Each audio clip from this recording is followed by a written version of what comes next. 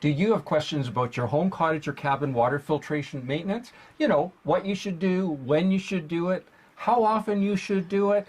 Maybe you're looking for some advice from the pros. Maybe you're thinking about, is this something you could do by yourself? Or is it something that if you have somebody else do it, you want to make sure you can make sure they're doing it properly, doing it the right way? Well, relax. We're going to be discussing that with you starting right now.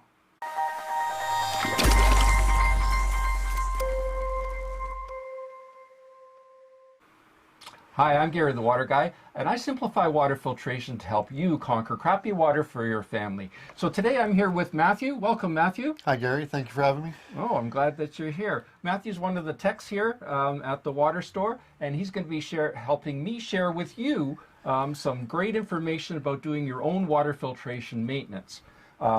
And along the way, we'll be sharing with you all of our best tips and tricks that I've learned over 20 years in the water filtration industry and out there in the field doing maintenance on other folks' systems. And we're also going to be touching on some of the stuff that you should definitely avoid doing.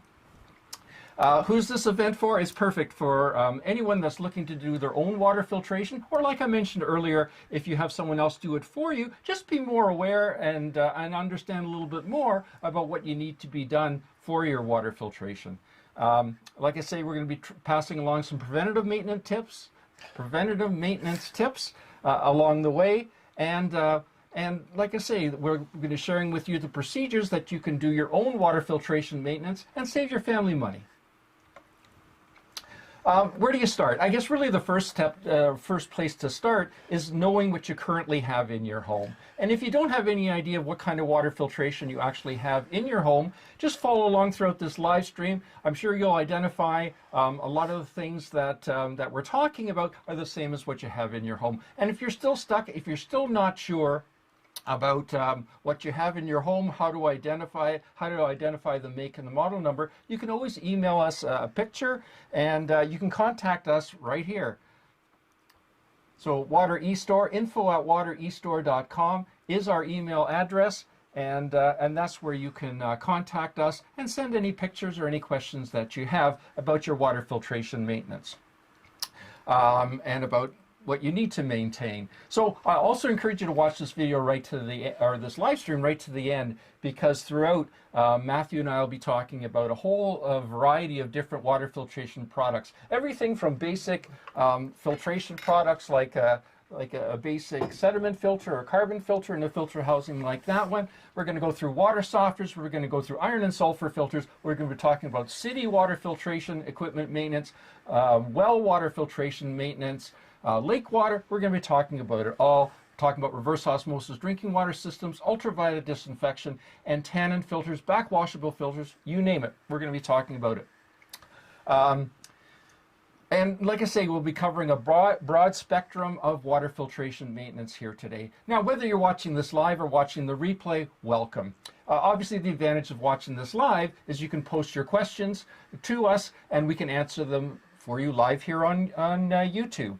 The replay has a ton of information, and now whether you watch this live and you want to go back to, hey, what did those guys talk about when they were talking about this or that aspect, you can watch the replay. That information will always be there on YouTube. You can always refer back to it. And throughout this live stream, we'll be referring to some YouTube videos that I've made that go into more depth about some of the topics we'll be talking about here tonight. And also there'll be some links in the description down below that take you to some of the products we'll be discussing.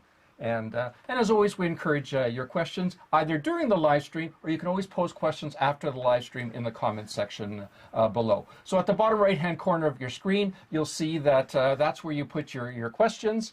And we also have a poll going there right now. And so during the live stream, during the live stream, you'll see this poll set up. And I go here. You'll see this poll. And so what we're asking you is how and when to, what kind of information are you looking to get out of this live stream event or to get out of maintenance? And so are you looking for how and when to service your equipment? Are you looking for the exact steps you need to service that equipment? What could possibly go wrong? And what supplies do you need before starting?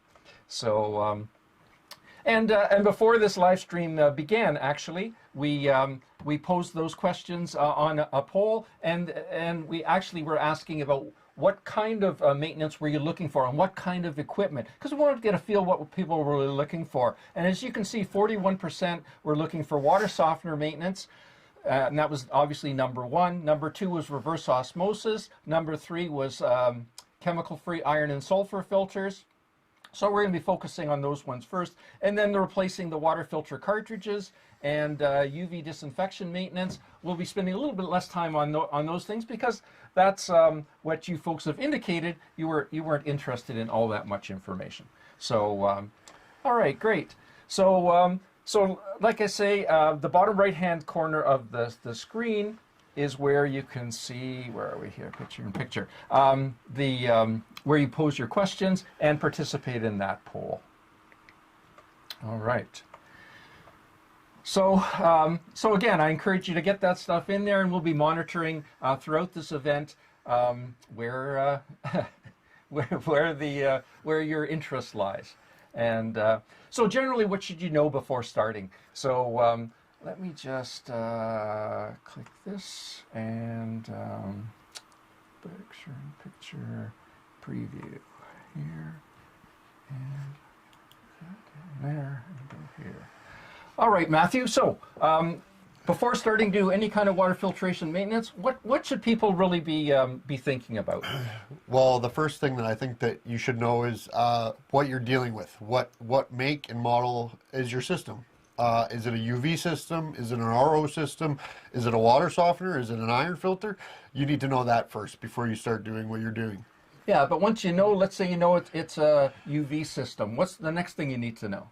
You're going to need to know what type of filters you're going to need to use to replace them. But even before that, you need to know the model number, yeah, right, and the make. The model number, the make, and the size. Is it a 20-inch Big Blue, or is it a 20-inch Slimline? Yeah, no, exactly. And so what other some of the other basics you need to know before you do any service or maintenance work whatsoever? You need to know where to shut off your water. Exactly. And you need to know which direction which direction the water's coming into your house and into that system. That's exactly right. So you know that you're shutting it off before the system. And after. And after. Yeah, no, exactly. And anything else you need to know before you start the maintenance? You should have access to a manual, and if not, a YouTube video, something that you've done, providing information to help you get through that task. Yeah, no, exactly. Actually, I'm just going to show this way a little bit, Matthew. Yeah, that's great. Okay, great. No, that's some great preliminary information. What else do you need to know? You're going to need to know that you're going to have the water shut off for a while when you're doing this procedure. You need to have the right equipment.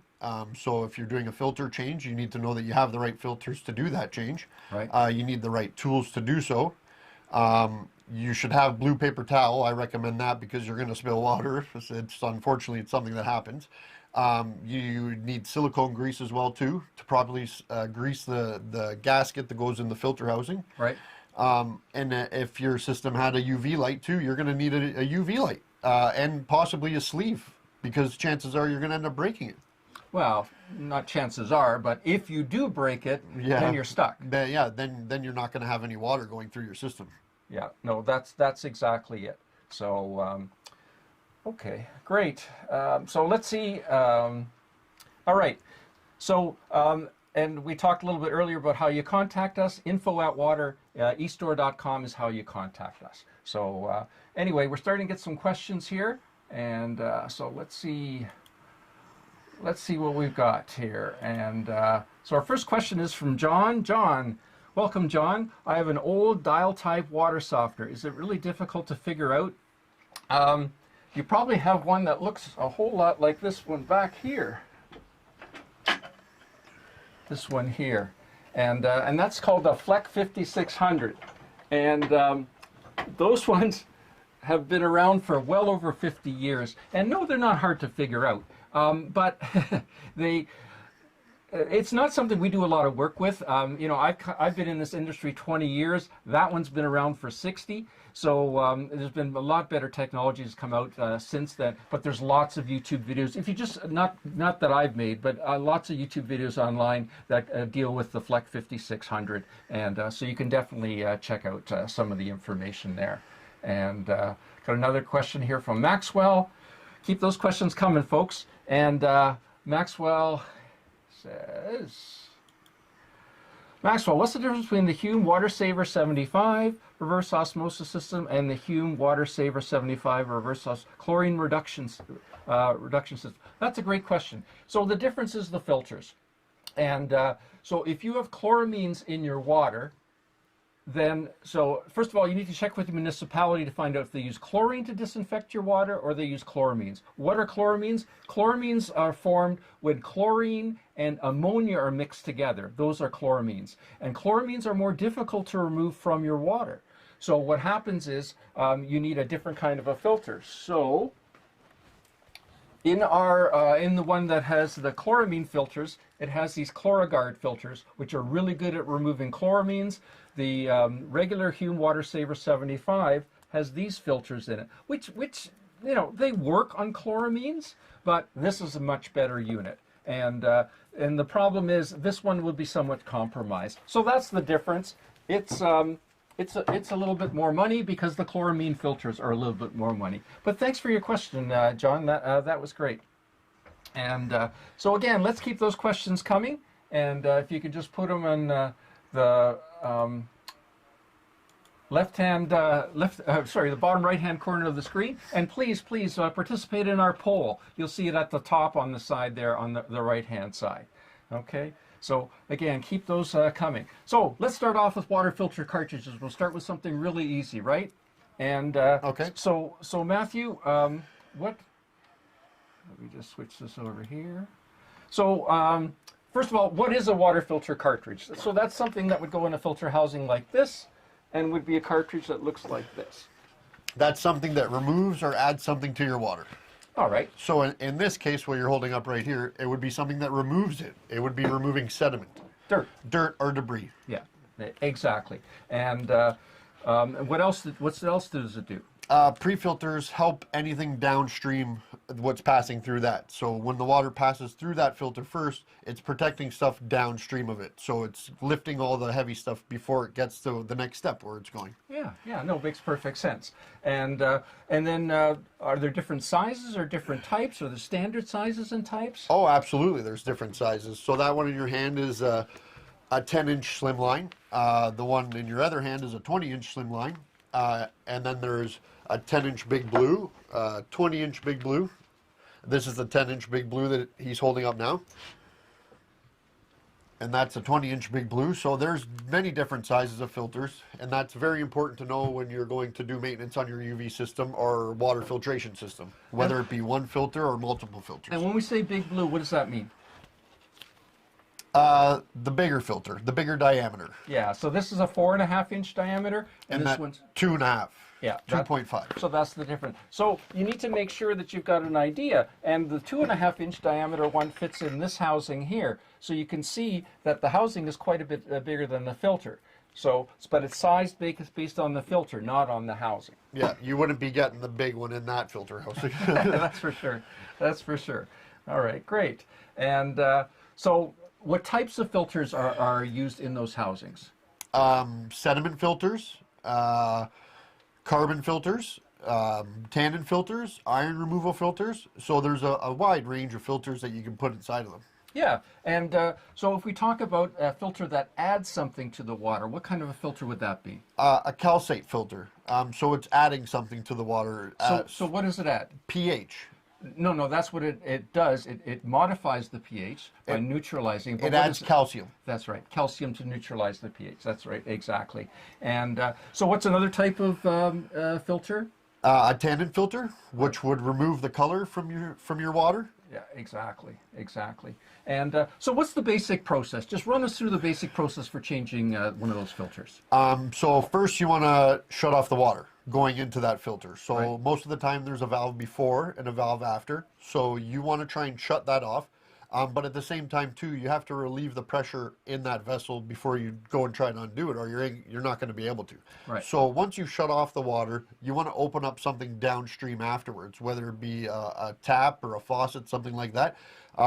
I don't recommend pushing the red button on top because chances are it's going to leak on you. A lot. They add it for that reason, but you go and push it, and chances are you're going to end up having a leak, and then you're going to end up having to call a plumber or somebody like ourselves to come out for a service call. So I highly don't recommend doing that. So then once you have the water off and you've drained a little bit of the pressure out, you start to open up the canister. Once you get the canister open, you drain out the water and make sure that you have the proper filter there before you start doing this, or it's kind of pointless. Then once you've drained out the water, you put the new filter in and put some silicone grease around that seal. Yeah, I got some here somewhere. Yeah, right there. Right there? This is the stuff that we use, yeah. This stuff here. So you put that on the O-ring. On the O-ring. And what does that do? It lubricates it so that it's not stretching and not tearing. Right. Because it could tend to dry out over a period of time. And then once you've done that, you put the filter housing back up into its place and you hand tighten it, and then you tighten it again a little bit more afterwards with a tool. Right. No, exactly. And so what are some potential problems that you can run into doing this, or what are the kind of frequently asked questions regarding this? My filter housing's stuck and I can't get it open. What should I do? There's different methods that you could do to try and help get the filter housing unstuck. One is you could add leverage to whatever tool it is that you're doing that. In some cases that might not work. So what you could do is you could use a blow dryer or some sort of a heat gun, and you heat up the top side of the filter housing. So yeah, the part that's on the outside. You would heat up the part that's on, not up here. No. But here, the part that's here. So what that does, that heat does what? It expands it. Exactly. And that. And it allows you to release it and be able to spin it off whichever way it is that you need to do that. Yeah. No. Exactly. And what happens at the opposite? What happens if it won't stop leaking? Then you're going to have to probably replace the gasket, or maybe add silicone grease if you haven't done so already. Right. Or maybe it just isn't quite tight enough. Yep. Right? No, that's exactly it. So, and again, if you're looking for some more information about these processes on how to do that, again, I've got some YouTube videos that show you exactly how to do that, and again, there's links in the description down below. And so we just talked a moment ago about leaking. So again, I got a YouTube video that talks about that, and so it's something. That if you're stuck in, or if you're in that situation, we've definitely got some things that can help you. And so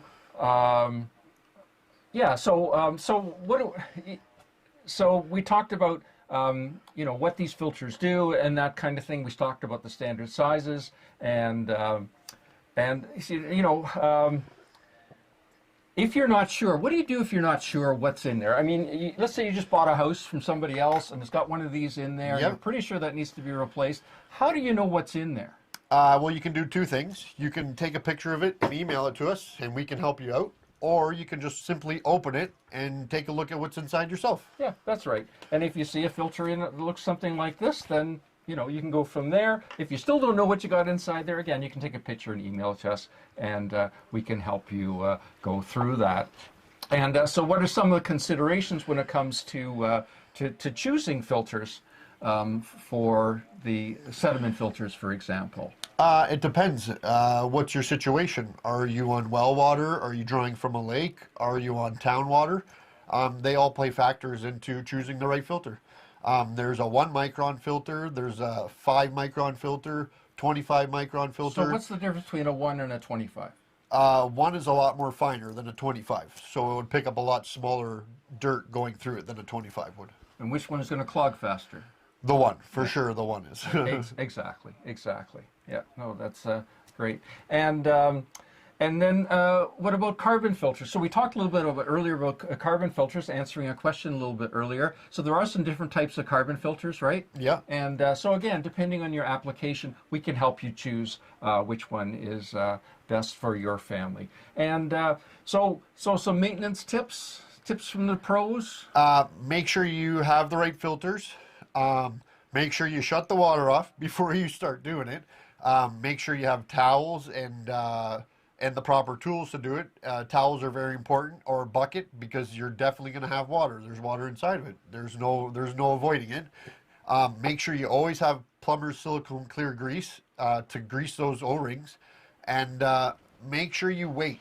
Don't just turn the system on and then walk away. Turn it on, run a tap, go back and check, because chances are you might have a leak and you won't notice it if you just walk away. So yeah, it might take a little bit of time to form, right? Absolutely. Yeah, no, that's for sure. And how do you know which way is to loosen it and which way is to tighten it? Righty tighty, lefty loosey. That's exactly right. So that's the rule of thumb, right? To the left is to loosen it, to the right is to tighten it, right? And no, that's good. And plumber's clear silicone grease, what happens if you don't have any?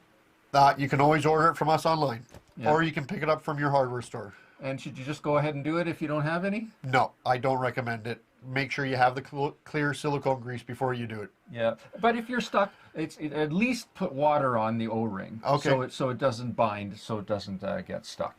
And where can you contact us? Well, you can go to our store, waterestore.com. In the U.S., waterestore.ca in Canada. We offer free shipping and discount pricing.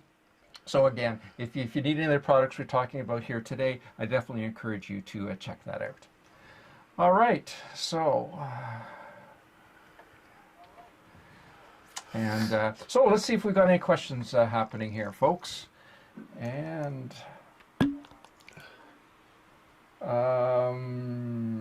yeah, oh, we got a lot of questions going on here. And great. Susan, thank you so much for the information you provide. I just bought an iron filter from you. Yes, I remember seeing the order, Susan. Have not had the installer in yet. Oh, but my question is, I am one person in a home, do I have to backwash every 3 days? Yes, you do, unfortunately. With an iron, the problem, or the situation with an iron filter is the iron accumulates inside. So what happens is you have to backwash that out every 3 days. Yep, I know. But remember, there's no consumables here. It's just the water, right? And the problem is if that iron sits in there for a long period of time and starts to compact, you're going to have problems. And, you know, you've just made an investment in an iron filter. You want to make sure it lasts. So, yeah, unfortunately, it still has to clean itself every 3 days. But thanks for the question, Susan. And thank you for your business. We definitely appreciate it. And got a question here from Kutch. My spin down and first level filter are getting filled very fast, hurting my water pressure. I took apart the housings and pipes between and noticed a ton of sediment accumulation. What can I do? So something's going on with your well pump. That's really what's happening there. Something is going on with your well pump.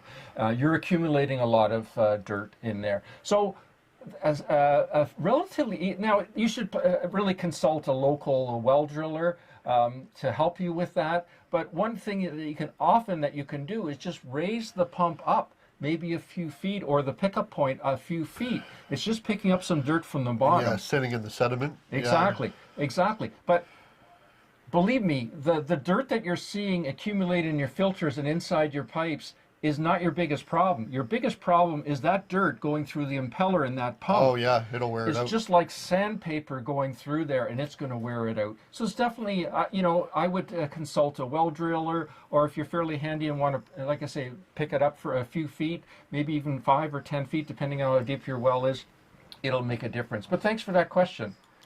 And Pablo, welcome Pablo. I have a few filters, iron filter softener, RO UV filter, that don't seem to be interacting properly. I need your help to conquer my crappy water, please.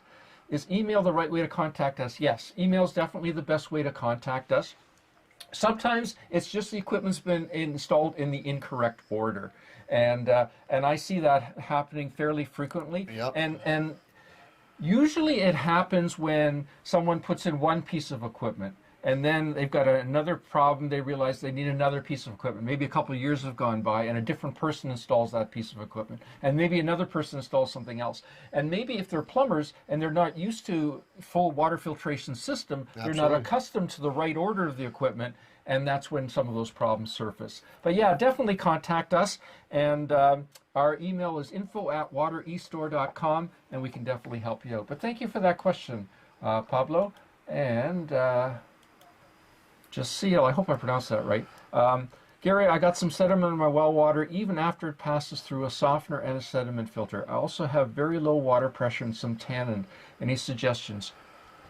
So you can go with an automatic backwashing filter as sort of the backbone of the whole system. So, you know, obviously you must have a lot of sediment in the water. So again, what we were talking about just a few minutes ago about raising up the pump may very well help you with that situation. Or like I say, go with an automatic sediment filter that the sediment accumulates inside, and then it backwashes every few days. So that's something that I definitely encourage you to consider. Yeah. And our Melnick, can you throw a few bromine tablets in a water well to kill the iron bacteria and clean the system? The short answer is yes. Should you do that? No. Because what happens is the way to get rid of iron bacteria is definitely chlorination, and that gets rid of it. The problem is, just by doing that once or twice, it's not really going to help it. So what you need is a chemical injection system that injects small amounts of chlorine into the water. Then the water goes into like a holding tank that oxidizes out that and kills that iron bacteria. And then you have to have another backwashable filter that it will accumulate in there, and then it cleans itself out and goes on from there. Now, we don't do chemical injection systems, so I can't help you a whole lot along those lines, but that's the procedure you need. Just throwing in a few tablets, especially if you've got a water softener downstream of that, that's the worst thing you put in a water softener is chlorine. So it can damage that. If you have an iron filter after that, it's going to damage that. So, so tread lightly about those chlorine tablets. But thank you for the question. That's great. Al. Hi, Al. Welcome. Gary, which salt would you recommend for the water softener and manage the iron as well? I've been using Morton's Super Salt Pure and Natural Water Softener crystals to manage the iron. I do. We're going to be talking about that just a little bit later, but I do have a YouTube video that goes into fairly great length about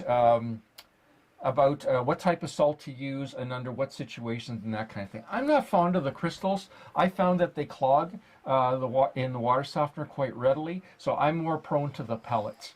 But yeah, definitely check out that link. There's just a link in the description down below.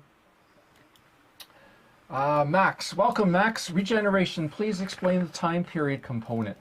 So regeneration takes, it's usually 4 to 5 cycles. The first cycle is it backwashes, so it's flushing out all the debris that's been filtering out. The second cycle is it draws in the brine from the brine tank.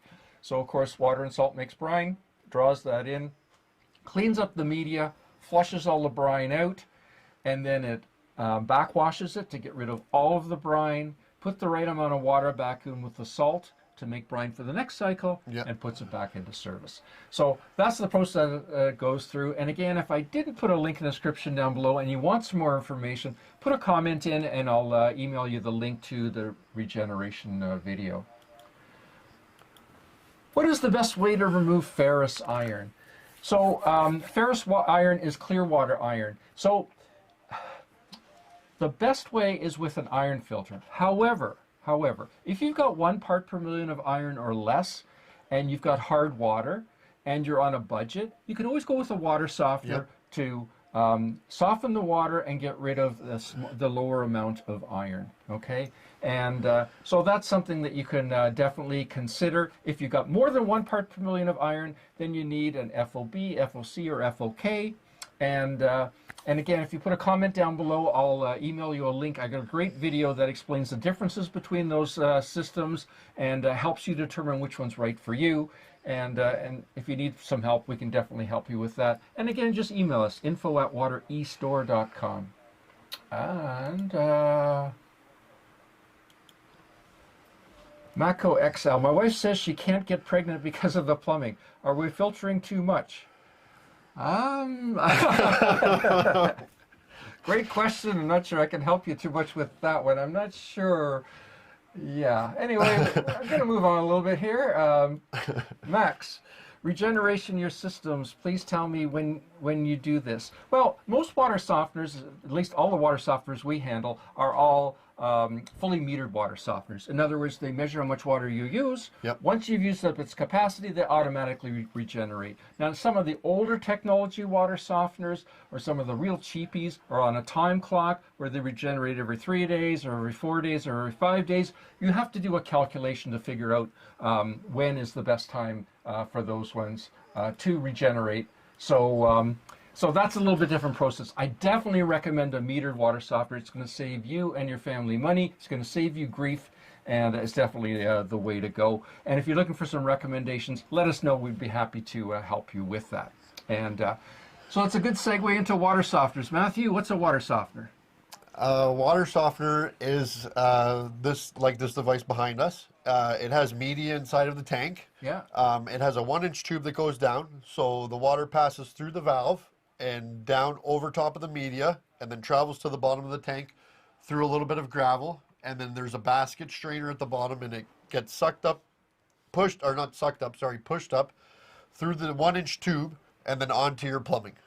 And then once it reaches the reserve amount of gallons that it's set for, or if you haven't used the amount of gallons that it's set for, it has a 14-day preset, so it will go into regeneration, and then the meter knows, so then it starts to suck up brine from the brine tank, which is salt and water. Salt and water makes brine, so it starts to suck up the water from the brine tank and regenerate itself. So it goes through the whole process, like Gary was saying earlier. So the media, the salt and brine releases the calcium from the media, and then flushes it to the drain, gets rid of all the nasty stuff, and then it resets itself so that it's ready to go for another couple days for your family. Yeah, no, exactly. So why would you want a water softener for your family? It keeps everything clean, so you don't have those staining on your showers or your dishwasher. It saves the life of all your appliances in your house. So if you have a dishwasher, if you have a tankless hot water heater, it will keep the lifespan of those for a long period of time. If your wife likes making tea, it'll get rid of those nasty stains inside of her tea kettle. It reduces the hardness of the water, so less soap you would be using. You'd use half the amount of soap that you would normally use if you didn't have a water softener. It's great. It's great for your family. Yeah, no, for sure. And so Matthew went through the whole process. If you're looking for some more details, I've got a video down below. But you see in this thumbnail from this video, you see that pipe I'm holding? That's a 2-inch pipe that was totally clogged. Now, it took a long time. It took almost 50 years to clog that, of the hardness layers building up layer after layer after layer inside that pipe. And you can see that it just doesn't coat inside of your tea kettle. It just doesn't coat a surface of water sitting around or around your faucet. It builds up layer after layer after layer, and that's how it ends up clogging things like Matthew said, your dishwasher, your other fixtures and things like that. And that's another thing too.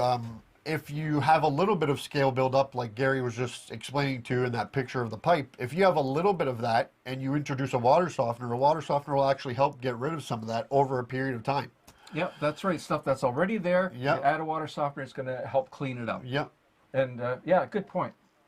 And so again, I've got a great YouTube video that explains how a water softener works. Again, Matthew did a great job. But like I say, if you're looking for some more information about that, and so then here we go this way. So again, just quickly, these are the parts of a water softener. If you're thinking about what they're called and how they're set up, so the valve is at the top. The media tank is the tank, the big black tank. The media is what's inside. The brine well is the tube that's inside the brine tank, and then of course the brine tank. And of course the salt lives inside there, right? So that's great. So there are a couple of different kinds of water softeners. What are they, Matthew? This is like a standard water softener, and then there's a high efficiency water softener that would use a lot less salt and a lot less water when it would go through its regeneration process. So this one would use about maybe 10 bags of salt a year for your family. Well, it depends on how hard your water is and how big your family is. Yeah. Whereas the smaller one would use probably 3 to 4 bags of salt a year. Yeah. Now, can anyone get a high efficiency one? No. Yeah, No, it depends. It depends on your water test results. Exactly, and how big your family is. How many washrooms you have, yep. Yeah, and you know, there's some other factors in that involved too. And yeah, great. And how do you know when your water softener needs maintenance?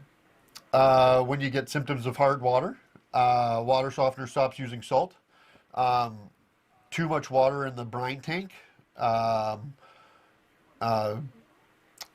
We suggest routine maintenance on it normally every couple of years, or if you're starting to notice some of these symptoms, then it's probably a good idea that it needs a little bit of maintenance. Yeah, no, exactly. And what about if you're using your water softener to also get rid of iron? Will it need more maintenance or less maintenance? Oh, it will definitely need more maintenance. Yeah, no, exactly.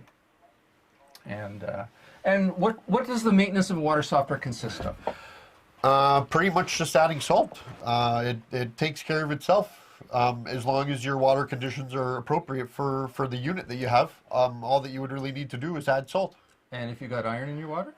You would need to add res care every so often, probably about half a cup once a year. And is there more? And what other maintenance would you have to do because you have iron in your water? What about the injector? Oh yeah, you would definitely have to take a look at the injector. If you have a little bit of iron in your water, I would say maybe every 6 to 10 years you would have to take a look at that injector. But if you have a lot of iron in your water, then you're going to need to be dealing with that injector at least once a year. Yeah, and when I'm talking about an injector, so the injector sits inside here. So inside this cover, and again, we've got a YouTube video that goes through the whole process of how to clean that injector. But if you're using your water softener to remove iron, then that injector is going to get dirty. And it's going to get clogged, and it's going to stop working. Do you have an injector there, Yes, Matthew? I do. Yeah, okay. So here's a couple here, and I'll show you. So it has, so what an injector does, it has a venturi inside, a very small hole in there. And what that does, it creates the suction to suck the brine from the brine tank and run it through this tank.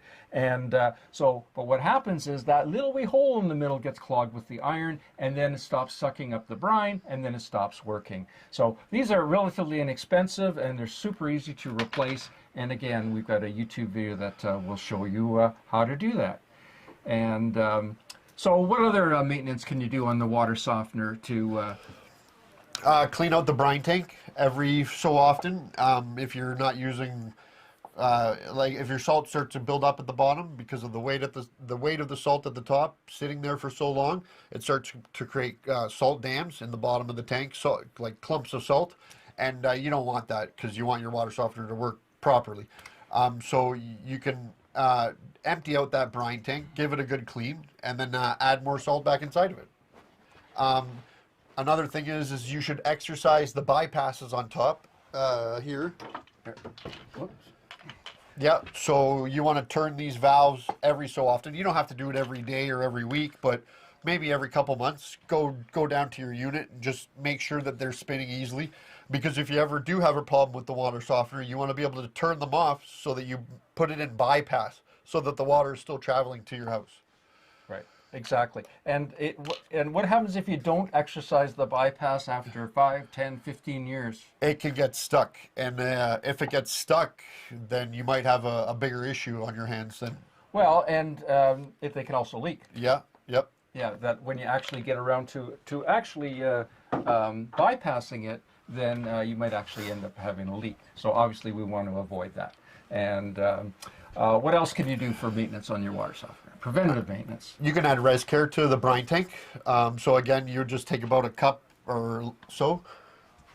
Yeah, we got a bottle back Yep. there. This stuff here. Yeah. And if you add a cup or something like that once a year, that will definitely keep that media cleaned up and make it last a lot longer. And that's something you can do. And one thing Matthew was talking a little bit earlier about cleaning out the brine tank, which is a great idea. But one thing you can do, again, preventative maintenance wise, is you can, if you run out of salt once a year, I know it sounds weird, but totally run out of salt once a year, you'll never have to worry about that bottom of the brine tank getting clogged with salt. Okay. And And the other thing that you can do is before you add salt every time, stir it up a little bit, like an old hockey stick or something like that, and then add your salt. And that will also go a long way toward getting a salt clog. You know, if you use that rock salt in your water softener, and for years a lot of folks did, what you'll find is when the salt gets really low in there, it'll be brown, just brown with mud from all the sediment that's in the bottom of that. Yeah, so it's a good idea. If you run into that situation, it's a good idea to clean that up. No question. And yeah, so we were talking a little bit earlier about types of water softener salt. And again, I've got a link to a YouTube video. Check that out. It's down below there. And great. And so one question that we're often asked is, what's the correct salt level? Like how full should the salt be in my water softener? You want it to be just a little bit below the level of the water, correct? Or you want it to be at the same level as the water? No. The salt has to be higher than the water. Okay. Because the water has to be touching the salt. So if the water is higher than the salt, the water that's above the salt isn't touching the salt, so it can't absorb it, so you don't get the right concentration of brine when it's going through its regeneration cycle. Now, the water softener controls the water in your brine tank. Who controls the salt? You do. Exactly. By putting it in. Yeah. Exactly. So so you need to control that by putting the right amount of salt. And again, like I've, common theme here, right? But again, you'll see I've got a YouTube video that goes through that whole process with you. And if you're looking for more information about that, and here, and again, we talked about cleaning out that injector. Again, there's a YouTube video talks you through the whole process. So I definitely encourage you to check that out. Great. So so we're talking about maintenance here. So at the end of the day, if your water softener's working fine, it's going through its cycles, the salt is being consumed, but you're still not getting any soft water. What's the last bit of maintenance, or I guess it's technically a repair? You check the plumbing to see if there's maybe something bypassed? Well, you can check this at the plumbing, see if there's something bypassed, but at some point the resin's going to wear out. Okay. And if the resin's worn out, then you would need to replace the resin. And again, I've got a YouTube video that shows you how to do that. Again, link in the description down below, and you can go that whole process. Now, it's not for the faint of heart. It's a messy process. In that video, I show it doing it in my house. Yep. And it's a messy process, and it's not something you want to do inside. No, you have to. Don't recommend doing it inside. I've done it a couple times here at the store, and you get wet. And there's a lot of media that comes out, so you need a couple buckets. Yeah, no, exactly. And so something else that we talk about, and something you may notice, is that all of our water softeners that we have these black jackets on them, and they're a neoprene jacket. They're like a scuba suit, right? And the reason we have them on there is because these tanks sweat. You've probably seen that happen. And when they sweat, they get mold on them. You know that black stuff that's on the outside of your tank? That's mold. And so again, we encourage you that if you don't have a neoprene jacket on your water softener, that we have them available, and you can purchase it for it. And again, this YouTube video goes through all about how they work, but and also how to size them and that kind of thing. And the beauty of these jackets are that you just drape it around the tank and you zip it up at the back. You don't have to disconnect it. You don't have to do anything to your tank. You don't have to, remove the plumbing or remove the valve or any of that kind of stuff. No way. You just drape it around, zip it up the back, and it's good to go. And it's actually washable. So in 5 or 10 years, if you do think that it might be getting a little bit moldy, you just take it off, wash it, put it back on, and you're good to go. And I was talking about our brand of water softeners. So our brand is the Hume brand. So if you go to our websites, watereastore.com or watereastore.ca in Canada, you can see the Hume brand of water softeners, and they all feature the Clack WS1 valve. So if you're in the market for a water softener, it's definitely something I encourage you to check out. And great, so let's keep those questions coming and see if we've got some more here. Let's turn that off and flip this over here. And here we are.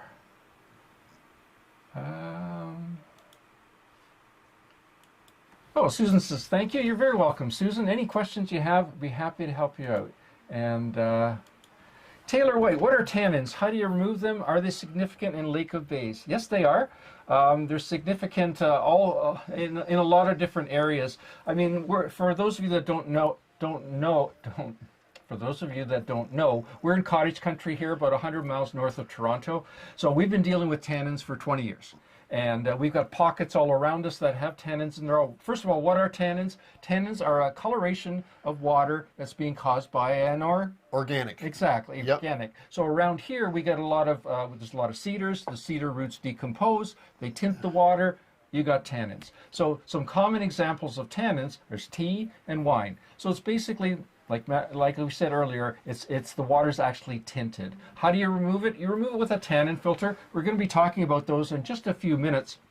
Basically, they look like a water softener. They work like a water softener. They use salt like a water softener, although more salt than a water. Yeah, than a water softener. And they are more costly than a water softener because of the media inside. But they do a great job.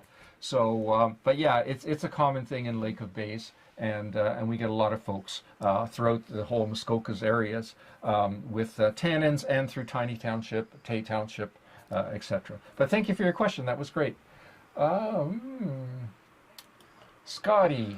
Welcome, Scotty. I'm on a municipal water supply and change my big blue 10-inch filter every 6 months. Is that too long to go? Whenever I change, it's never really dirty, but I do it anyways. And so I assume the filter you have is a carbon filter. Does it have a mesh on the outside like this? Okay, or is it like this, smooth, looks like kind of like a piece of chalk? So the ones with the mesh on the outside are carbon filters. And usually when you're on a municipal water system, you're using that to get rid of the chlorine in the water, the chemicals in the water. Now, you're right. Outwardly, they don't look dirty at all. But what happens is, as the chlorine passes through that filter, the carbon inside it absorbs it, removes it from your water, and then the water goes on. So you can't tell when it's dirty. So is that too often? Probably not. If you've got a family of 8 living there, it's probably not often enough. If you notice quite a difference in your water quality after you replace the filter, like, oh, suddenly the water smells great, tastes great, that kind of thing, but before I changed the filter, it wasn't tasting that great, then that tells you need to change it a little bit more often. But thank you for your question. That was great, Scotty. I have a friend who needs to replace a well pump. What is the easiest way to go about an existing pump replacement? Call a well guy. Yeah. Sorry, I'm not trying to be smart. It's not something I've ever done. I don't believe it's anything, Matthew, you've ever done? No. A well pump inside of somebody's house I've done, yes. Like a jet pump? Yes, but not a well down inside the well, no. No. It's quite a process, and it's something for a specialist. I wouldn't tackle it myself.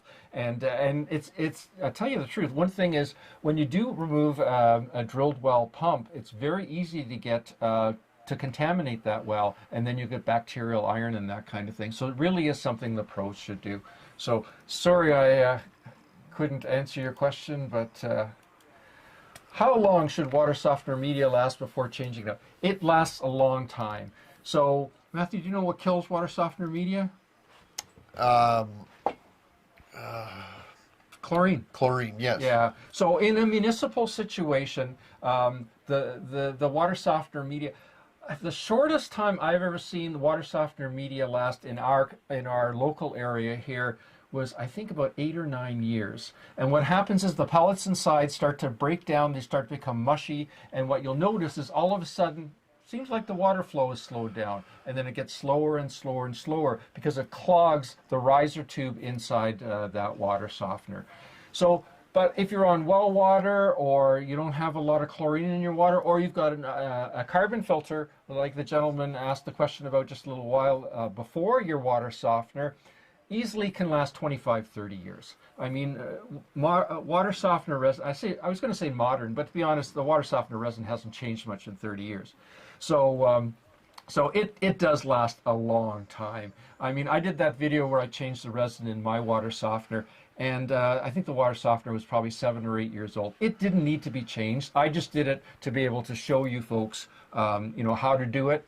And I didn't want to film it in someone's house, Yeah. so I just did it in my house. So, but great question. Thank you for asking that. And thanks for doing what you do. Ohio River Valley needs water filters. Yeah, absolutely. And reverse osmosis is the best way to deal with that, what's happening in the Ohio River Valley and with contaminants in your water. Reverse osmosis is a phenomenal technology. Best used as a drinking water system. In other words, not for your whole house. It gets really complicated and expensive and takes up a lot of space. But for a drinking water system, it's definitely the way to go. And we're going to be talking about maintenance of those systems very soon. And Terry E. Hi, Terry. Welcome. I have a WS1 air over media on a 36 by 18 tank. That's a weird size. Does the injector color matter with air over media? Yes, it does. And I assume that a professional put together the system. An 18-inch tank takes a blue injector, installed a white injector. Yeah, I don't know. To be honest, I've never seen a tank that size. Let me look at it again. 36 by 18 tank. We've had some custom built because of the height issue. That's one concern about these air over media iron and sulfur filters. They're tall. And the reason they're tall is because it creates an air bubble at the top. Well, if you've got the air bubble at the top, you still have to have the media down below. That's why they end up being tall. And we've had a few custom built on, I think, 48-inch tanks or something like that.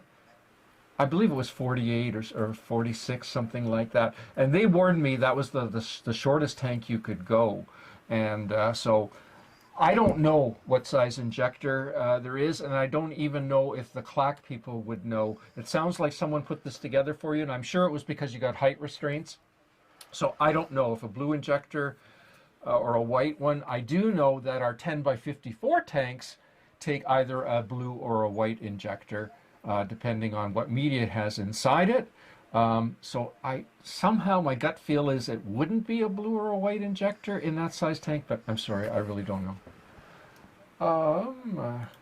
Chris, welcome, Chris. Is there a recommended interval for rebedding an FOC iron sulfur filter? Is there ResCare FOC filters? Oh, 4 on well water with less than 1 part per million. Whoop, I was a little quick there. 1 part per million iron and 3 parts per million hydrogen sulfide. As we get into iron and sulfur filters, we're going to talk a little bit more about that, but very quickly. Yes, you can use chlorine instead of ResCare to clean the media. Don't use ResCare. It'll kill the media inside there. Is there a rule of thumb? It depends on how much water you use, etc., how often you have to change the media. I've had air over media systems last 20 plus years without changing the media. We've had other situations where they have a lot of iron in their water, and we have to replace the media after 4 or 5 years. So it really depends on your situation. And what is the best, I got a question here from Dennis. What is the best media cleaner to use? I like this stuff. ResCare, I think it works really well. If you're using a water softener for also getting rid of iron, and you've got a lot of iron, then we have iron out, some here. Yeah, this stuff here, iron out, you can use that. That really deep cleans if you've got, like I say, a lot of iron in your water. So, but thanks for those questions, folks, and keep them coming. So let me just, here, and great. So we're talking next we're talking about reverse osmosis drinking water systems. Matthew, why would anyone want one of these? Pure, safe drinking water. One of these guys right here. Yep.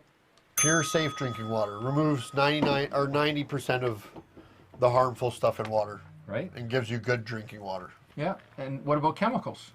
Removes the chemicals as well. Chemicals and odor, and gives you good, clean drinking water. Yeah. What about fluoride?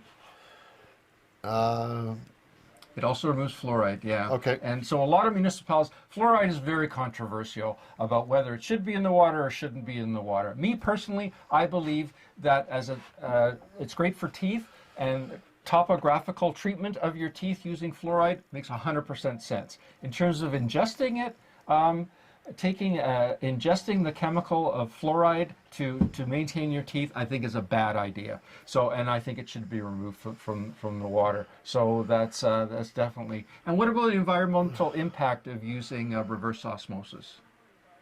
It's okay. There's a little bit of wastewater that goes to the drain when you're using it. It needs to send X amount of water to the drain per amount of water that you're using. So if you're using this unit over here that you have, for every gallon of water that you drink and consume, it sends about a gallon of water to the drain. Right, but the big positive environmental impact of reverse osmosis is instead of buying bottled water, where you end up with those bottles of water, you know, ending up who knows where, you know, that kind of thing. You eliminate all that by just having a reverse osmosis system in your home, right? Yep. And if you're looking for information about how reverse osmosis drinking water systems work, again, I've got a great YouTube video that shows you the whole process. You know, the key to the whole thing is this membrane technology, water forced under pressure through a membrane, and then it goes through there. But like I say, check out that video. It's got some great information there. So what types of reverse osmosis systems are there out there? So there's a reverse osmosis system, high efficiency one, and then there's a standard reverse osmosis. So the high efficiency one uses a lot less water, like I was just explaining. So every gallon of water that you drink, it sends 1 gallon of water to the drain.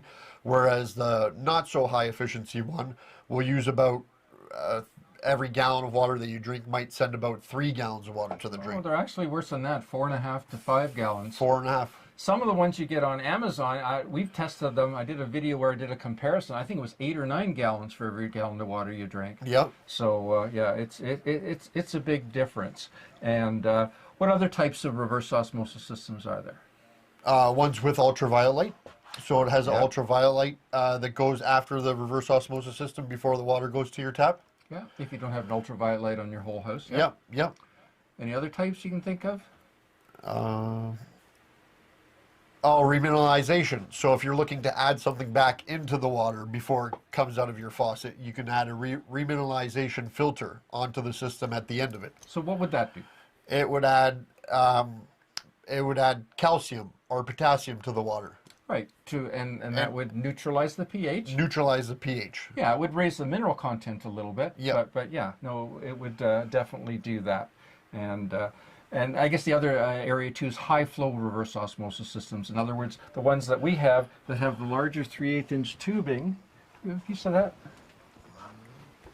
Got so much stuff here. A lot of reverse osmosis systems have the larger 1/4 inch tubing, but ours has the 3/8 inch tubing, the largest size tubing from the tank to the last filter to the faucet, so the water comes out fast. A lot faster. Out of the faucet, yeah. So, and that makes a big difference. So what's the basic maintenance procedures for a reverse osmosis system? You're going to want to shut off the water coming into the unit. You're going to want to shut off the tank valve so that you're not getting the pressure from the tank coming back at you. You're going to want to relieve the pressure from the faucet after you've turned it off, and then you're going to want to go ahead and start changing the filters. I wouldn't recommend taking it all apart at once. I would recommend starting from one spot and working your way through one by one by one. Yeah, so that you don't mix up the filters as you're doing it, Yep. as Matthew says. So the first stage would be the sediment filter. The second stage and third stage are the carbon filters, so that when the water's going through, it has more contact time. Up top is the calcium filter. This is the membrane. You don't always have to change the membrane. It's normally every 5 to 10 years, depending on how many people are in your house, how much you use the system. So it would normally be these three, and then this one up top here. And then again, you want to undo one at a time, pour it out, put the new filter inside of it, put a little bit of silicone grease on, and then hand tighten it. And then after you've hand tightened it, tighten it a little bit more with your wrench. Yeah, and yeah, no, that makes perfect sense. And how often should you be replacing the filters? At least once a year. Again, depending on how many people you have in your house using it, how much consumption there is going on. But normally about at least once a year you want to be changing those filters and the top filter. Yeah, and is there any other maintenance that you can think of on the reverse osmosis system that you need to do? Just on the membrane. And or your expansion tank as well too. Sometimes the expansion tank might lose a little bit of pressure, and you might notice a trickle coming out.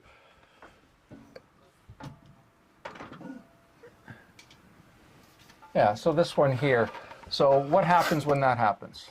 There's an air bladder that's inside of it, and sometimes you lose pressure on that air bladder. So you would want to disconnect it from here, from the system when it's all shut off, take it somewhere outside, and then add an air compressor on it, and open up the valve with the air compressor and release that water out that's on the inside. And then you try to fill up this bladder on the inside a little bit with a little bit more air. And once you've done that, How much air? about 7 to 9 pounds of pressure. 7 psi. Yeah, you don't want you don't want to overdo it. Yeah, Right. and then once you have done that, and there's no water coming out of this little blue tab, then you should be good to go to set it back up. But again, once you've done that, you have to realize that it's going to take about 2 to 4 hours to fill this tank back up. It doesn't just happen like that. Right. No, exactly. So that can get it up and running. What about the membrane? You replace the filters on average about once a year. How often do you replace the membrane? You normally about 5 to 7 years, but if you're on soft water. if you're on soft water, yeah. But you can always test it for the total dissolved solids. And how do you test it? You can get a meter, and you would take the meter and remove the cap on the bottom here, and you'd have a cup of water coming from the faucet, and then you would stick it in, and it would give you a reading of what your total dissolved solids is. Yeah, so what should they be? It should be 90% lower than what the water is coming out of your normal faucet. Yeah, so if the water coming out of your normal faucet is 300 parts per million with that meter, what should it be coming out of your reverse osmosis faucet? About 30%. 30. 30, yeah. Yeah, Yeah. takes it from 300 down to 30. Yeah. You know, and so if it's 40 or 50, what's that telling you? Then it's going to be time to change your membrane. Yeah, exactly. And so any potential common areas of difficulty, someone doing their own filters on the reverse osmosis system for the first time? Not really. As long as you make sure you shut the water off, you turn the valve off on the tank, and you relieve the pressure. And again, make sure you have towels or blue paper towels. I recommend the blue paper towels because they really absorb the water if you happen to drop some. And a bucket to put your filters in after you've done the filter change. Yeah, no, exactly. And we've got some YouTube videos that can help you through this process. Got one about how you know when it's time to replace the membrane, and then I believe we got another one here. Oh, that's the membrane. How to use the meter, and you know, and we talked about how often the filters need to be changed, how often the membrane needs to be changed, and that's important. Yeah, and another way to tell if the filters need to be changed is if your flow slows right down too, and it's not your tank. It might be that your filters are clogged now. Yeah, we've seen that happen before, haven't we? Yeah, we have.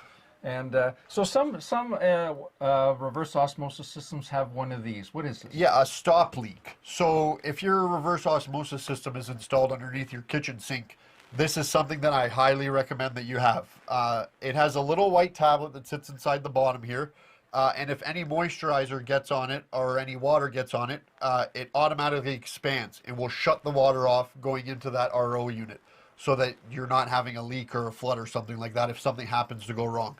Yeah, so and if you have one of these and all of a sudden you have no water, you can check that and see if it's been activated. Yeah, and you'll know by not seeing any red. The red will get pushed up into the valve and all you'll see is white.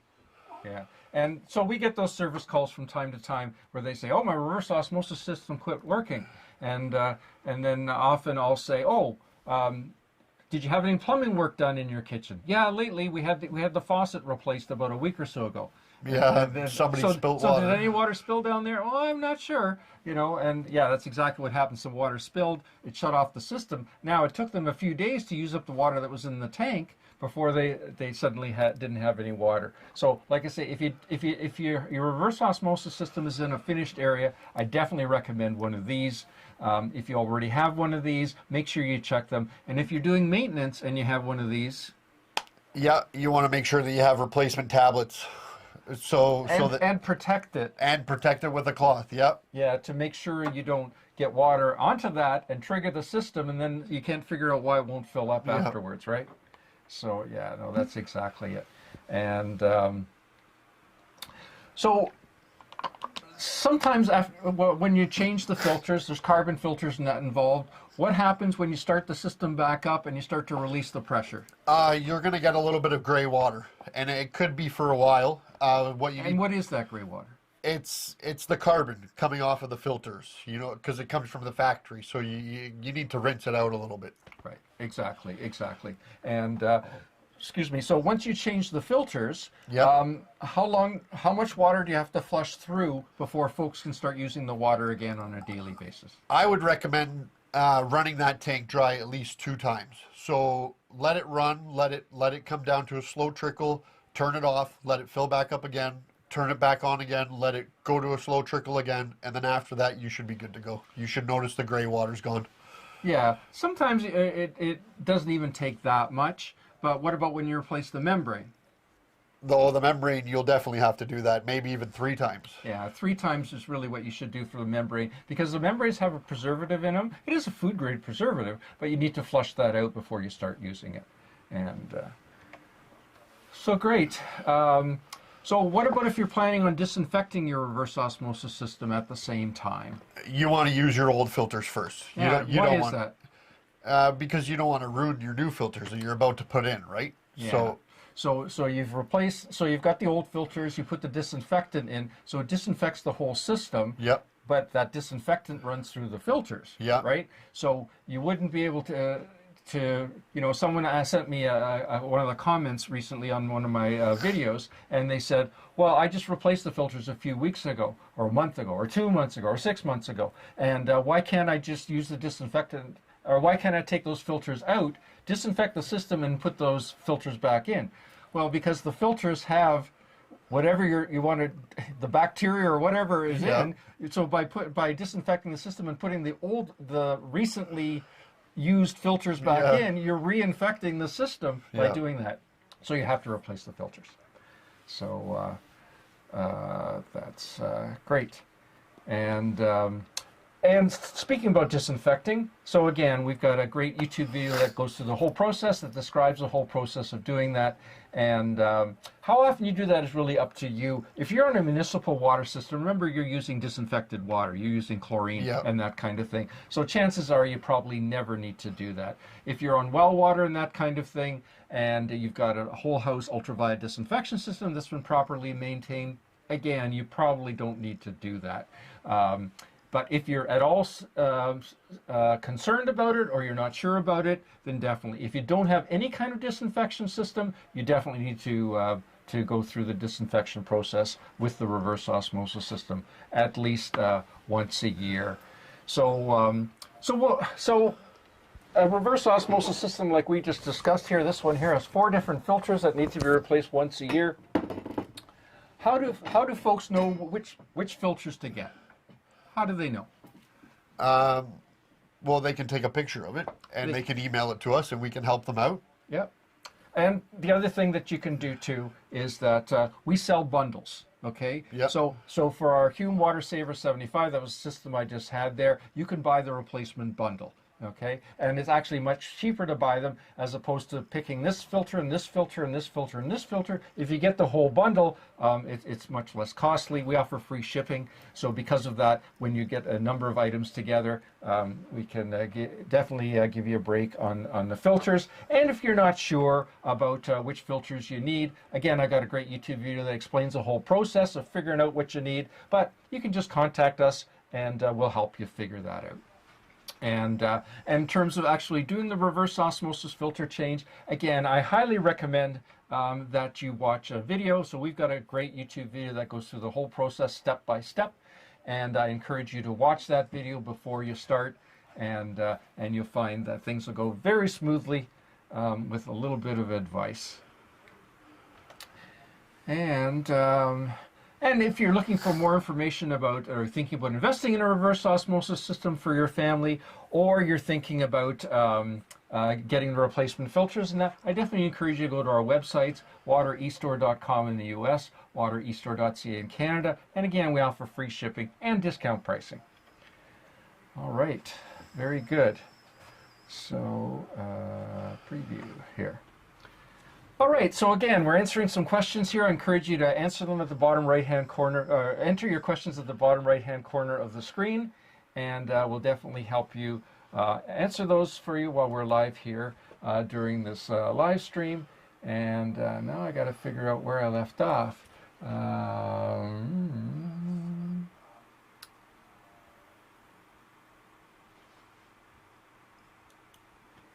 Dennis. My 48,000 grain capacity charcoal filters programmed to regen every night. What frequency would you recommend? That's way too often, assuming it's for your family. Yeah, that's way too often. It's typically once a week.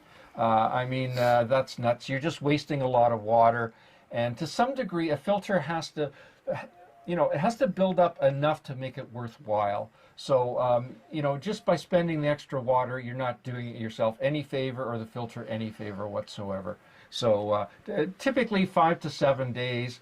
If you've got 4 or 5 people in your family, then I'd be leaning toward the 5 days. If you've got, just a couple people, 7 days is more than enough. But thank you for your question. That's great.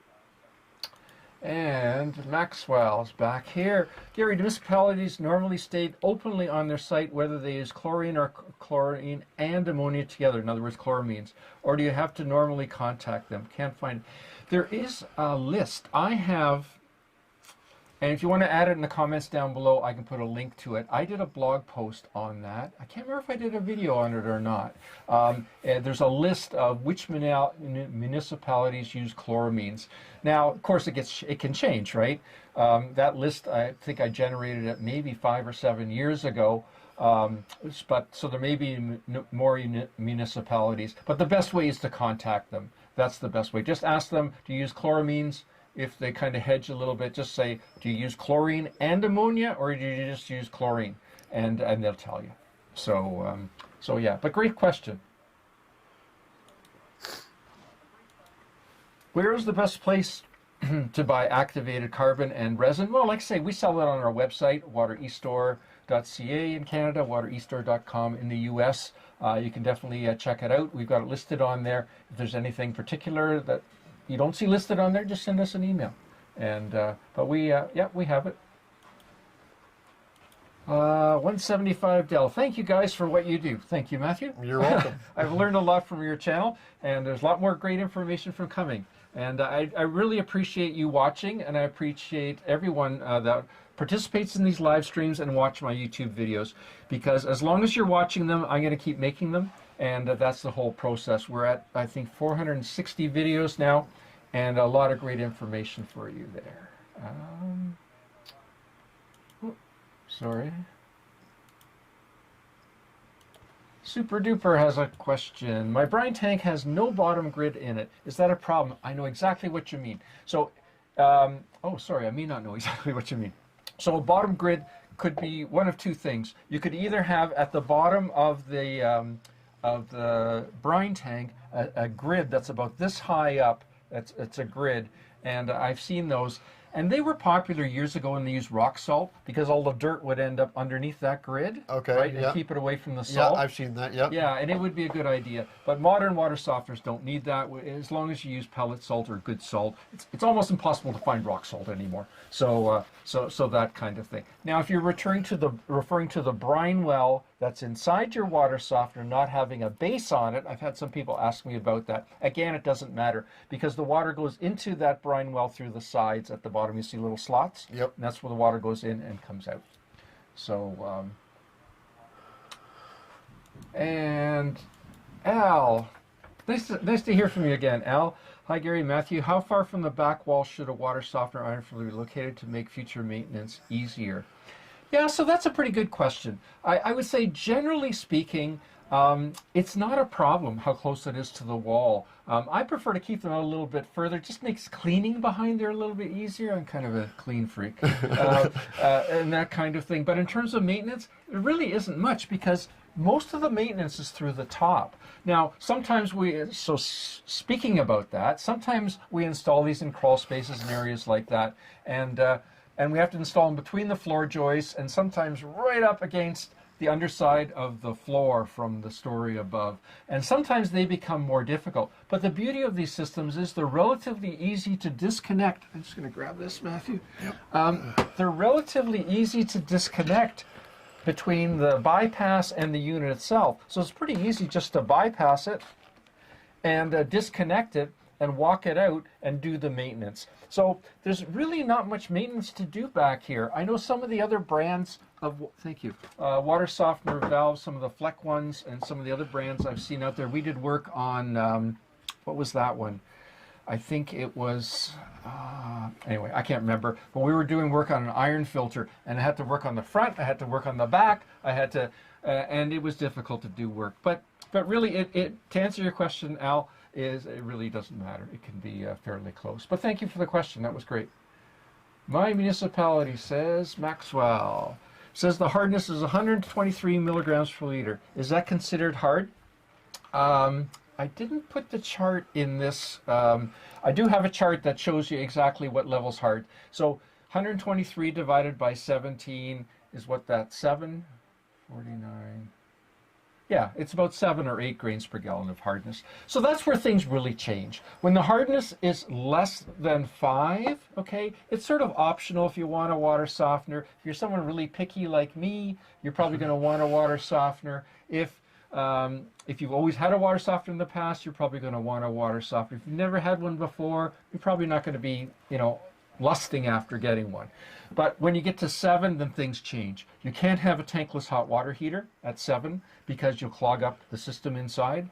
You can't have an ultraviolet light, all these other kinds of things. So, like I say, things really change at that level. But thanks for that question. That's a good one. Dale, welcome, Dale. Fluked into this live stream. Guy from I can never say that. I know exactly where we are. Has an old Culligan Gold, trying to make sure the settings are correct for controlling and regeneration. Thanks for any reply. Dale, I know very little about Culligan water softeners, and Culligan kind of likes to keep their stuff, because it's proprietary, they kind of like to keep it for themselves. The place to start always is test the water. How hard is the water, the raw water before the water softener? If there's iron in the water, if there's iron in the water, make sure you compensate for it in the hardness settings and go from there. In terms of the actual programming of the unit, the sizing of the unit, the backwash times and all that other kind of thing, I don't even think that Culligan in their valve will allow you to change those numbers. So, with those old Culligan water softeners, it's a bit of a crapshoot. Sometimes they work fine and they'll last a lot of years. I've seen some of them 5 or 6 years, and they're so problematic that they just end up being replaced by something less proprietary. Yeah. And so sorry I couldn't help you much with that one. And Ian, welcome. Ian, did you say not to use ResCare and air over media iron filter? Yes, I did. Don't use ResCare. My water softener and air over media use the same brine tank. Air over media should use a brine tank. So air over media means that it sucks in air, okay, to create the air bubble inside the tank. So where a water softener sucks in brine, that's where an air over media sucks in air, okay? So I would check that out. Something doesn't sound quite right there. If you're not sure and you need some help with that, you can always email us some pictures. info@watereStore.com is the place to send them. So, yeah, great. Thank you for that, Ian. Is a kitchen RO... Oh, sorry. Kutch. Is a kitchen RO system overkill if you already have 2 sediment, iron sediment, and... sorry. A bit of a commercial there. If you haven't subscribed to my YouTube channel, please do. Sorry about that. Is a kitchen RO system overkill if you already have 2 sediment, iron, softener, 2 times Big Blue, and UV at the well pump? It depends. In my house, I have exactly what you have, plus I have a reverse osmosis drinking water system. But it depends on the mineral content of your water. So if you have 500, 800, 1,000, 1,200 parts per million of mineral content, you have to have a reverse osmosis system, because drinking water system is 500 parts per million or less, and you're way above that. So it doesn't matter what else you've got before then, none of those are going to reduce the mineral content, only reverse osmosis will do that. So you have to have that. If you don't like the taste of the water, you have to add a reverse osmosis system. If you want to make sure that you've got a second barrier from bacteria, okay, in addition to your UV system, you need a reverse osmosis system. If you want to make sure there's no pharmaceuticals and personal care products in your water, you need a reverse osmosis system. So there's so many more reasons for just having it, for just your drinking water. But thank you for the question. That was great. All right, great.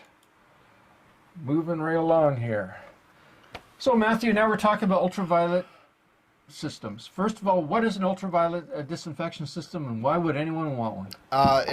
It's a UV light, and a disinfection system would consist of multiple filters or one filter, and then the UV light. And you would want it because it would kill the bacteria in your water. Yeah, so if you're on a municipal water system, do you need a UV? No, you don't. Why? Because it already comes bacteria-free from the municipality. They make sure it's bacteria-free. But if you're on well water, who makes sure their water's bacteria-free? You do. Yeah. Yeah. And if you don't? Then you might have bacteria. Right. And how do you know if you have bacteria? You would have to have it tested. Right. Yeah. And so if you have it tested today, does that mean you're good for the next 6 months? No, it doesn't. The only way to make sure that you wouldn't have bacteria in your water is to have a UV disinfection system. Yeah. So are there other kinds of disinfection systems out there?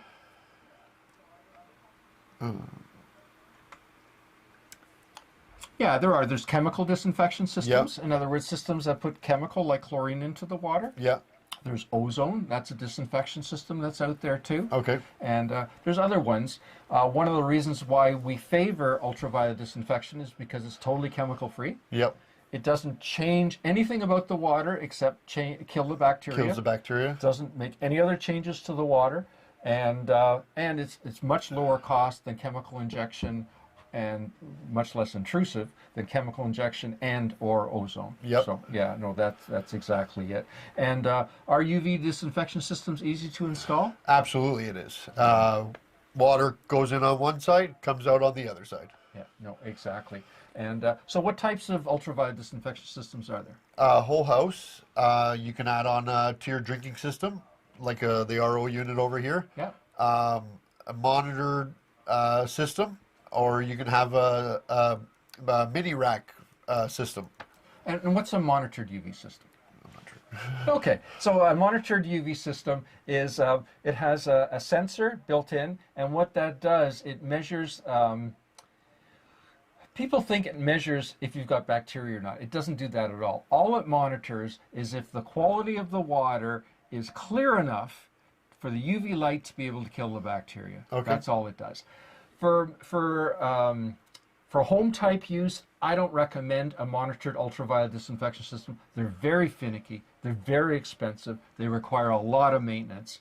And like I say, it's not telling you if you got bacteria or not. All it's telling you is if your water is compatible with the ultraviolet light to kill the bacteria. It doesn't tell you anything else. So, and if you're not sure about how a how an ultraviolet disinfection system works, again, I've got a great YouTube video that explains the whole process. And if you have one or you're considering one, I definitely encourage you to check out that video to learn more about them. And so what kind of questions are we often asked about the maintenance of ultraviolet disinfection systems? What filters do I need?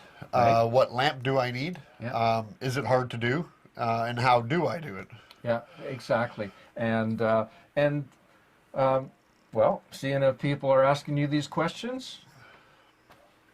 The UV lamp needs to be changed at least once a year. Yeah. The filters as well, at least once a year. Sometimes the filters, depending on the water usage in your property or your house or what be it, you might need to change it a little bit sooner, maybe every 6 months. Right. And how would you know? If the water flow starts to slow down. In other words, the filters are getting clogged. Yeah, right? the filters are getting clogged, correct. What about the light? How do you know when to change that? You need to change it at least once a year.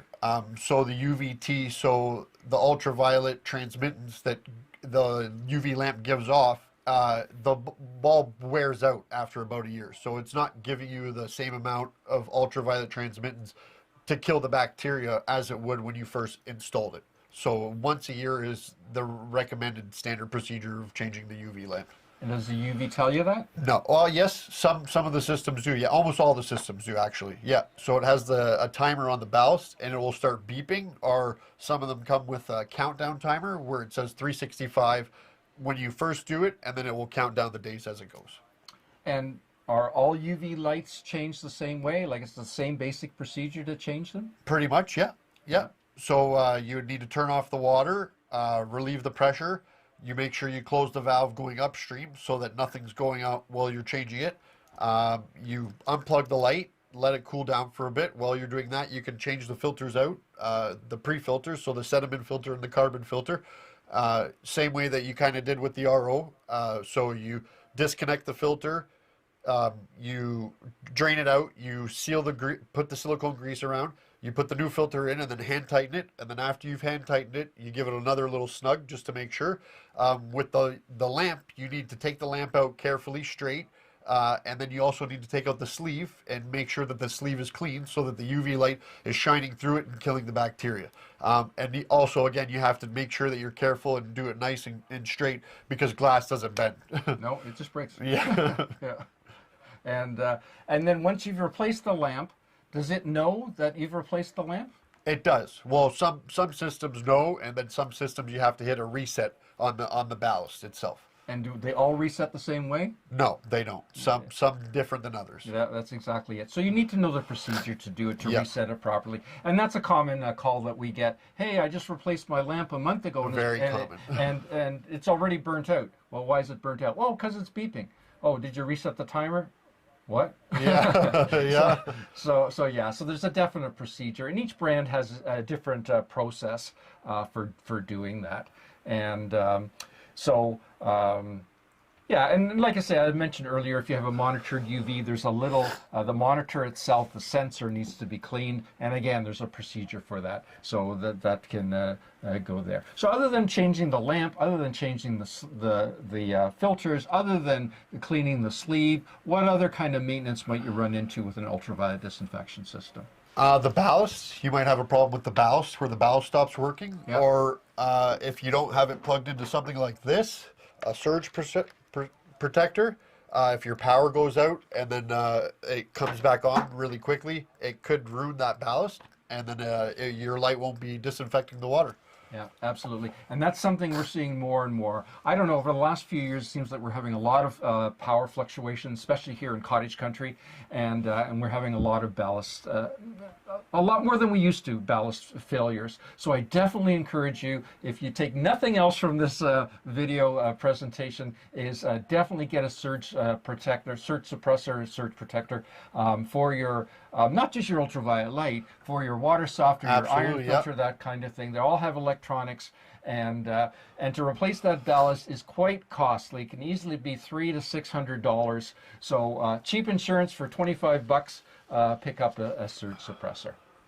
And another thing you need to be careful of too is allowing enough time to do the work, especially if it's the first time you're doing ultraviolet maintenance. Yep. And again, I've got a lot, probably close to 100 videos just on ultraviolet disinfection system. So whatever kind of a system you have, look up one of my YouTube videos on that, watch it first, and then plan for it. Whatever you do, don't do like one of our customers did. Christmas Eve, that his wife was getting the meal ready, got people coming over, and he said, I'm going to quickly go downstairs and change that UV lamp. And she said, no, don't do that now. He went ahead and did it anyway, broke his sleeve, couldn't get a sleeve, and he was in a lot of trouble. Luckily, in the nick of time, he found a place to get a sleeve, got it changed out, and he saved the day. But don't do it that way. Leave enough time and make sure you have a spare sleeve. Right? Yeah. Yeah, absolutely. And peculiarities of each system, like I say, although Matthew mentioned they're generally the same process, there are peculiarities of each and every brand of system out there, and sometimes even within the brand, different models are different. So definitely familiarize yourself with what you have, and also make sure you've got the correct lamp for your system before you start. And Yeah, I definitely encourage you to do that. And again, if you're looking for a great YouTube video that goes through the whole process on one of the mini rack systems, I've got a great YouTube video that describes the whole process, and I definitely encourage you to check that out. And if yours is a different brand, like I say, feel free to contact us, info@watereStore.com, to find out which video pertains to your system. And so again, if someone is looking to replace the filters in their mini rack system, how do they know which ones to get? You can take a picture of it, email it into us, or if you're still not sure, you can open it up and see what you have. Yeah, and so many mini rack systems now, like, whoops, this one. Here. Like this one here, for example, has 2 filters and has an ultraviolet lamp and has a sleeve. Now, if you're going through trying to figure out which filter I have, what size is it, that kind of thing, you know, it can cause you a little bit of grief. But we've got bundles. We've put together bundles that that are the exact filters you need and the exact lamp you need, so that not only you get the right thing, but it saves you money. If you had to choose each of these filters and choose this lamp, the total cost would be significantly higher than choosing the bundle. So again, I definitely encourage you to check that out. And again, if you're looking for where to get this stuff that we're talking about here today, you can go to our websites, watereStore.com in the US, watereStore.ca in Canada. And again, we offer free shipping and discount pricing, so I encourage you to check that out. All right. So let's see where we are here. And it's time to answer some more of your questions. Please submit your questions in the bottom right-hand corner of the screen. And like I say, we'll check them out for you and see what we got coming in here. All right.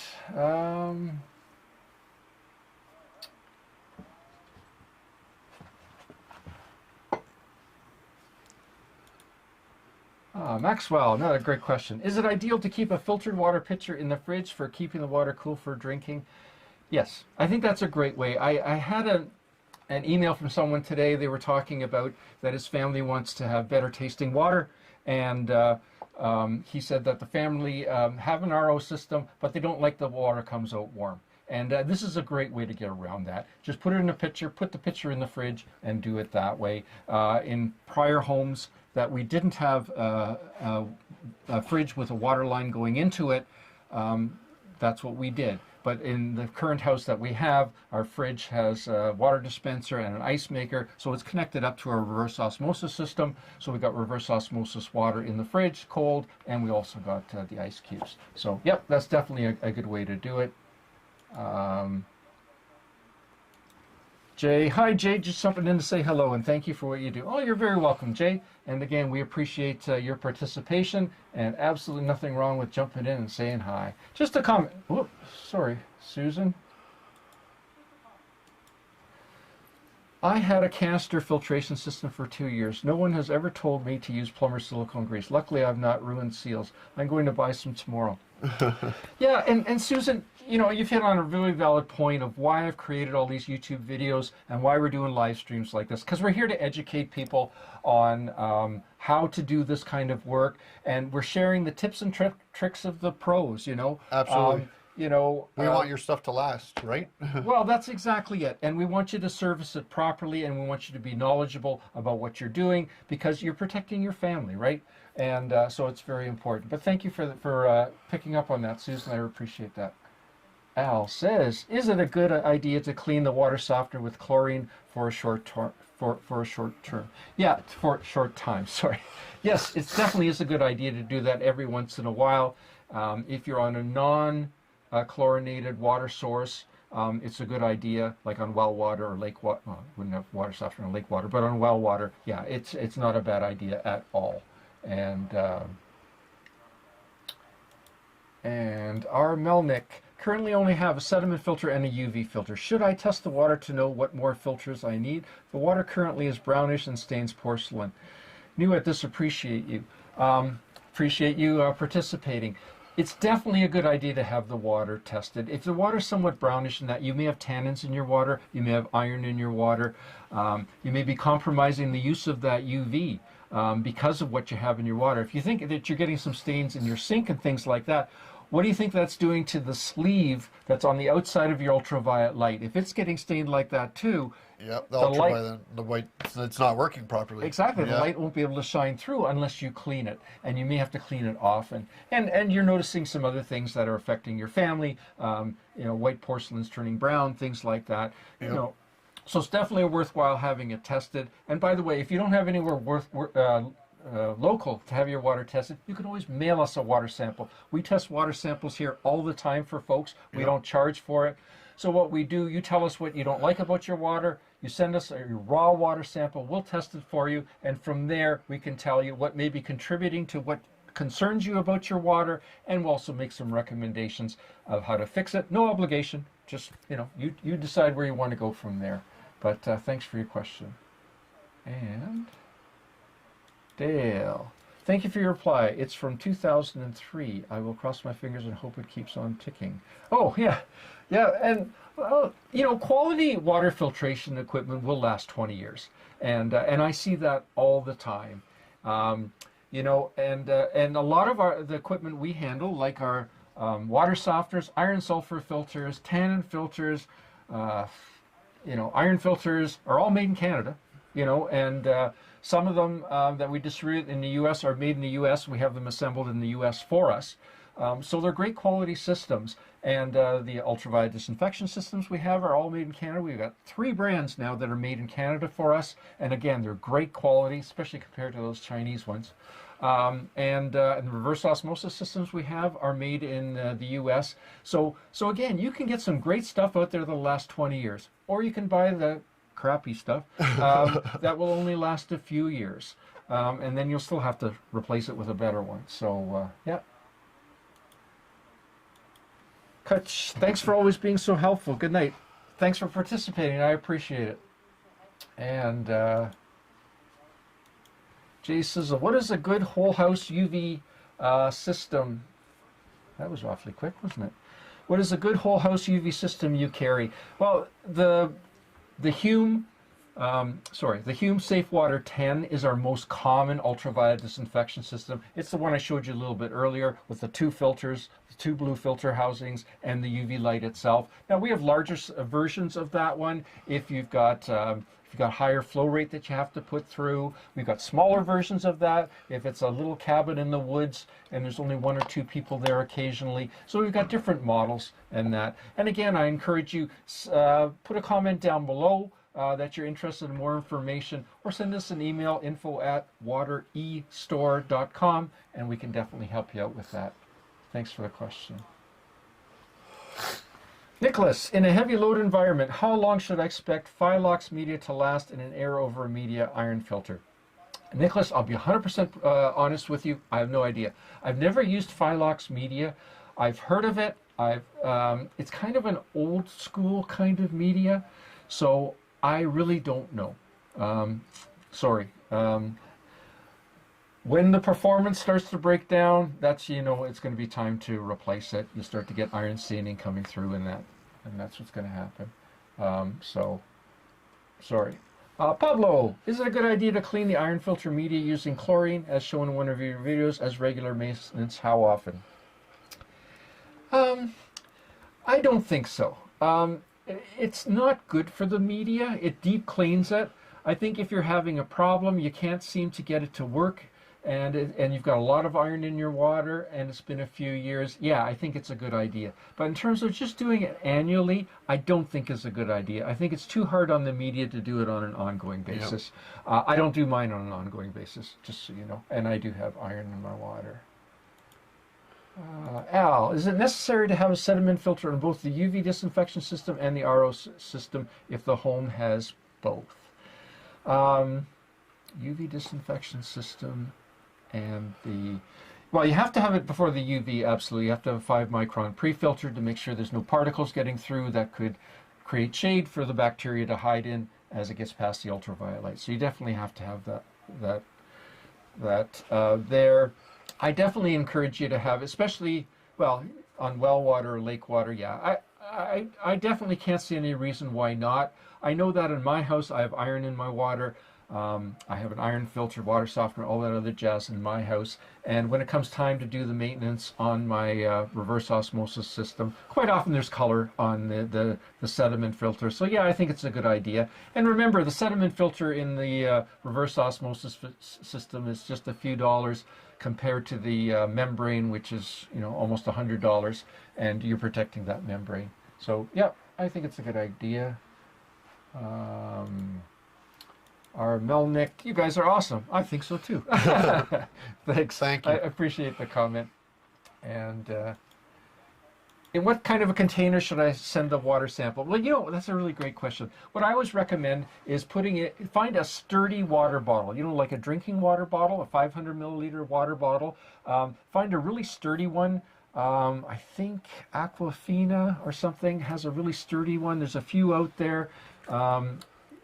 You know, drink the water or pour it out and put your water sample in there. Leave a space at the top in case it freezes. Pack it well and then mail it to us. All right, so keep those questions coming, and we'll be back answering them soon. So let's talk now about FOB, FOC, FOK iron and sulfur filters. What is it, and why would anyone want one? Air over media to help remove the iron from your water, or to remove the iron from your water, or if you have sulfur, to get rid of that stinky sulfur smell. Yeah, we'll do both? So, some of them will do both, yes. Yeah. Almost all of them will do both. Yeah, exactly. And why is it a good idea to have one of these? It's great, chemical free, and almost next to no maintenance. Yeah, exactly. And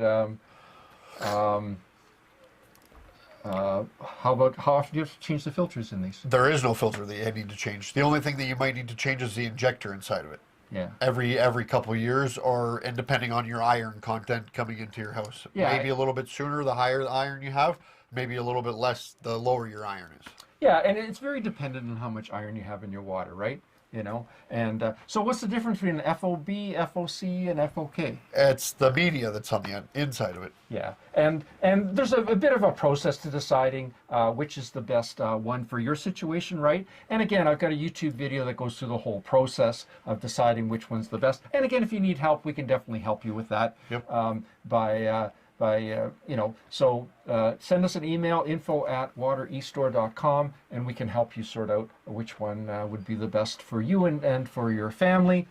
And so let's talk about how often do they need to be maintained? About once a year maybe, or every couple of years, depending on your iron content coming in. Yeah, so yesterday we were at a place, remember, and they had an FOB, I think it was. Yep.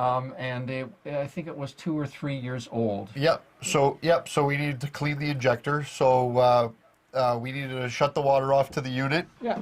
And put it into bypass. Yeah. And then hit the regen button up here to relieve the pressure from it. And then unscrew this cap to get access to the injector, and then remove it. And there was a bit of iron buildup there, so we had to clean it out. And the best thing to use, that we like to use, is a little bit of CLR on a rag.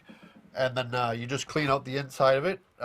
Normally don't try to clean the injector because it's such a cheap part. It's just better to replace it, so that you know your unit's working properly again. One of these guys, yeah. Yep. And then you pop that back in. You put silicone grease again on the top, on the O-ring, and then you put it back together, and then you turn the water back on and put it back into service. Yeah, so if you were cleaning the injector, right, Yep. you need to clean out the hole in the middle, right? Yes, so best thing would be a toothpick and a Q-tip, and a bit of time, because it's going to take you time to do it. What about a paper clip? No, you wouldn't want to use a paper clip, And why wouldn't you want to use a paper clip? because you might gouge the inside. And Make the hole larger than it's supposed to be. Yeah, and you don't want to do that. No, and then you're going to have problems, right? And yeah, no, absolutely. And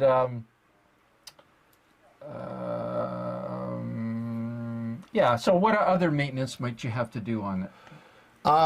You might have to clean it every couple years, and we've done that before, where we introduce a little bit of bleach to it. Right. And by removing the part where the air gets sucked in, and we have a special attachment where we can hook it up so that it sucks in the bleach, and then have the bleach run over the media, and it just gives it a little bit deeper of a clean. Yeah, and we have a YouTube video about that. I don't know if I have the... oh, I do actually, right here. Yeah, so I have a YouTube video that explains the whole process, and like I say, it's very straightforward. But again, only do it when you're really having some concerns. It's really not a maintenance thing. It's more a troubleshooting or repair, you know, kind of thing. Yeah, that's exactly it. And again, we talked about cleaning cleaning the media. And again, like I say, I've got a YouTube video that goes through that whole process. I'm sure you're noticing I got a YouTube video for just about everything at this stage. But well, you do. but yeah, exactly. And you know, if you're looking for some more information, or you need some more information about these kind of things, where do you go? You can go to our websites, watereStore.com in the U.S., watereStore.ca in Canada. And again, we offer free shipping and discount pricing. And great. So. And again, we're answering questions. So if you've got questions, I see there's more questions coming in. Please keep those questions coming. I haven't checked the survey up here in the top right-hand corner. So how and when to service. 66% of you chose how and when to service. Almost 30 people voted here during this live stream, and that's great. And I hope that we're really zoning in on that. And if we're not, please feel free to ask questions specifically that you may have about that and exactly what steps I need to do. We're trying to, we can't get into too much detail during this live stream. We're already almost 2 hours here, guys. So, so like I say, but I've got links to all those videos that show you that process. So let's see what we got for questions here. Al, I was wondering whether it might help to have a second carbon filter in the RO system. Yeah, it does. And that's what they do have. Absolutely. Yeah, so the first filter is a sediment filter, and then there's 2 carbon filters. Why are there 2 carbon filters? Contact time. Because to properly remove the chemicals from the water, you need that contact time. And 1 carbon filter just wouldn't give you enough. That's why there's 2. That's why the sweet spot with the reverse osmosis system is a 5-stage system. All the ones that we handle are 5-stage. I think we've got one that's a 4-stage, but 5-stage systems. And then if you want to add the remineralization, that would be the 6-stage. These guys that come around and ring your doorbell at 6 o'clock at night and try to convince you to buy a 9-stage system for only $4,000, Yeah. you know, it doesn't make any sense. There's absolutely no reason to do that. And but great question, Al. Thank you. Dino, how do I get rid of staining in my iron filter? I can see the staining on the sides of the canister, on the inside of the tank. It is an airtight system. Yeah, you know, and you can see that on the inside of your pipes too. If you have, you know, opaque pipes, you know, PEX and that kind of thing, you can see the color, and you can see the difference in the color of the pipes going into the iron filter versus the color of the water going out. Yep. And it's stained. How to get rid of it? I mean, you can use iron out. I have, you know, in years gone by when I disassembled these valves and I wanted to clean them up totally for folks, I would disassemble them, put them in a bucket with this stuff, and leave them overnight, and like magic, the next morning the water would be clear and all the iron would be gone. So that's a great way to do it. It's very caustic though, that stuff. And so you got to be careful how you use it. Remember, it's just staining on the inside. It really doesn't hurt anything. Even someone as picky as me doesn't usually worry too much about that. But if you want to do that, that would be the way to do it. And thanks for the question. Pablo, how long can a water sample stay in a bottle before you can test it to have accurate results? As long as we're testing for mineral content, hardness, iron, that kind of thing, it can be weeks. That's not a problem at all. If you want to test it for bacteria, that's a whole different ballgame. Now, we don't test for bacteria. So for bacteria, you have to test it at a local health unit or a local lab. They will test it for you, and there's definitely time limits for that, and they will advise you what that is. Will ozone over media degrade Catalox media? I don't know. I'd have to read the specs on Catalox media. So Catalox media is the newer media that's out. I mean, it's 5 or 6 years old now, I guess. And it's a newer product, so we're not all that familiar with it. I'd be more worried about ozone degrading the valve. I mean, years ago when ozone became popular with these systems, I did spent some time with the people at Clack that make the valve, and I point blank asked them what they thought about ozone and their valve, and they said 100% not compatible. And so I have never, we had some kind of ozone systems that we worked with a few years ago. I wasn't very happy with it. They didn't produce the results they said they would produce. So we got away from it. So that's a big concern that I have about ozone and these valves. It definitely degrades the plastic in these valves. So I wouldn't go for it. And, will iron out harm the media in... Oh, Dino, sorry. Get ahead of myself here. Will iron out harm the media in the iron filter? Yes, yes it will. It definitely will. So I definitely don't recommend it for that. All right, thank you for those questions. Lots more questions, and I definitely encourage you to get them. So let's talk about tannin filter. Matthew, what's a tannin filter? Tannin filter is very much like the water softener. It looks like the water softener. Uses salt like the water softener, a lot more salt, and it gets rid of the color in your water. So those wine colors and the tea color. So it functions just like the water softener does, and again uses salt like the water softener. What am I missing, Gary? Well, I mean, you're exactly right, Matthew. I guess one thing is, what is tannins? We talked about that a little bit earlier. It's something, it's an organic that's tinting the water. One real quick way to know if you have tannins, and it's not a sure way, but one sign that you may very well have tannins is as soon as the water comes out of the faucet, if you pour it into a white cup, if it has color right away, then chances are it's definitely tannins. If it comes out clear, but when it sits, it turns color, it's probably iron. So yeah, it reduces the UVT if you have an ultraviolet light.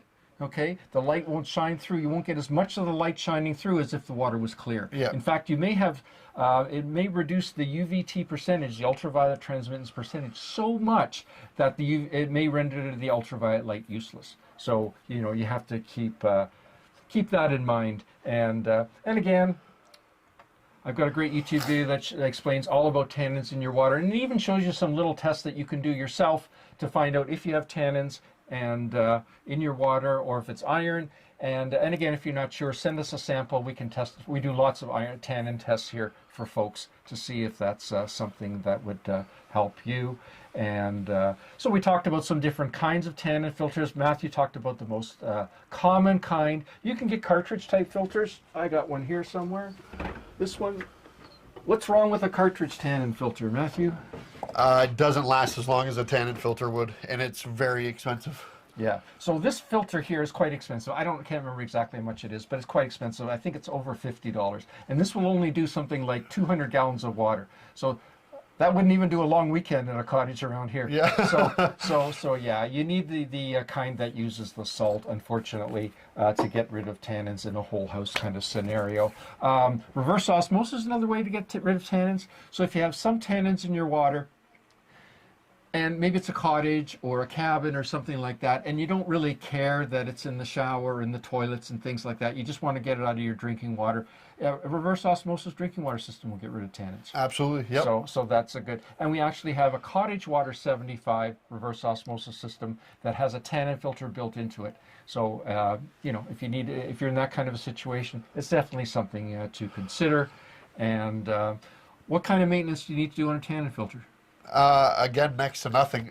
There's citric acid that you would pour in every so often, every year or maybe a little bit more than a year. A cup or so of citric acid, you dissolve it in water, you pour it in the brine well. In the brine tank, that's in the brine well. In that tube, in the brine tank, you pour it right in there, and then you regenerate it. Now, be careful. When you do that, you may get some brown water after that, but that's just because you deep cleaned inside the tank. And tannins is just an aesthetic, right? Like, it's nothing harmful to you. No, that's right. You can have bacteria with tannins. You can have bacteria without tannins. And tannins is not a bacteria. Yeah. No, that's exactly it. And salt level, how much salt should you have in your tannin filter? It should be above the water. Yeah. Same like a water softener. Yeah, that's exactly right. And and again, you got an injector in the tannin filter, just like you do in a water softener, just like you got in an FOB, FOC, FOK. Yep. And again, they have to also be maintained the same way, right? Yep.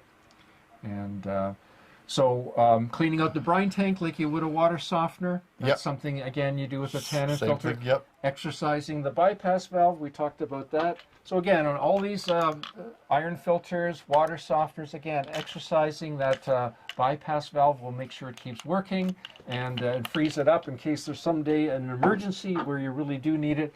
You're ready to go with that. And if you want to mail us a water sample, we talked about that a little bit earlier here, then this is where you would mail the water sample. Again, we test it for free. 1004 King Street, Midland, Ontario, L4R0B8 is where we hang out. And all right.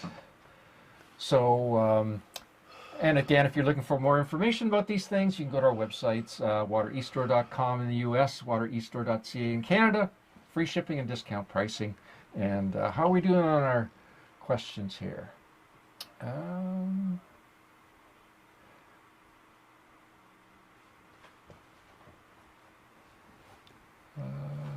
This one, sorry. Jay, do you have any pointers or recommendations, pro-con, of periodic annual application of bleach water to maintain a well? Yeah, so I think if you have someone that really knows what they're doing, they do it professionally, and you've got a lot of iron in your water and that kind of thing, I think it's probably a good idea. Do I do mine? No, I don't. I find, even though I've got, I think, 1.5 or 2 parts per million of iron, which is quite a bit, I find that it really isn't necessary for me. If you had 5 or 6 parts per million of iron and you're really willing to do it properly, you know, put the chlorine in, circulate it around, let it sit overnight, and then flush it out, not let it get into the house, get rid of all the crud that you oxidize out of there, run it onto a driveway or something like that to get rid of it and to clean it up. Yeah, I think that's a good idea. This idea of just throwing in some chlorine into your well every once in a while is a bad idea. That causes more problems than it solves. So, hope that answers your question. Oh, yeah, exactly what we just talked about. And R. Melnick. Is tannin just an aesthetic problem? Yeah, that's exactly. It is an aesthetic. So it's nothing that you need to be concerned about. All right, let's go on. So, Matthew, what about automatic backwashing filters? You know, for carbon, you know, for sediment, that kind of thing. Yeah, so again, it looks very similar to the water softener, but in this situation, there is no salt. It just gets hooked up directly to the plumbing. And what it is like kind of like the sediment filter, just a giant one, I guess you could say. And then it's programmed for every 3 days to go through a backwash cycle to regenerate itself and put itself back in prime working condition. Yeah, it might be closer to 5 or 6 days, to be honest, that it goes through that. So you're right. It accumulates inside, and then it backwashes it out for sediment. You can also get them for carbon. Where would you use a carbon filter like this? On city water systems, municipal water systems, right? Where you've got a lot of chlorine in the water. Yeah. So the water would come from the municipal supply, would go through an automatic backwashing carbon filter to get rid of the chlorine, and then it would go to your water softener, and then it would go to your whole house, you know? So that would be a scenario where you do that. Where you'd use the automatic backwashing sediment filter would be if you're drawing water from a lake. That's a common area to use it before your tannin filter or before your ultraviolet disinfection system to make your filters last a lot longer. Yep, and your UV light work properly. Yeah, no, that's exactly it.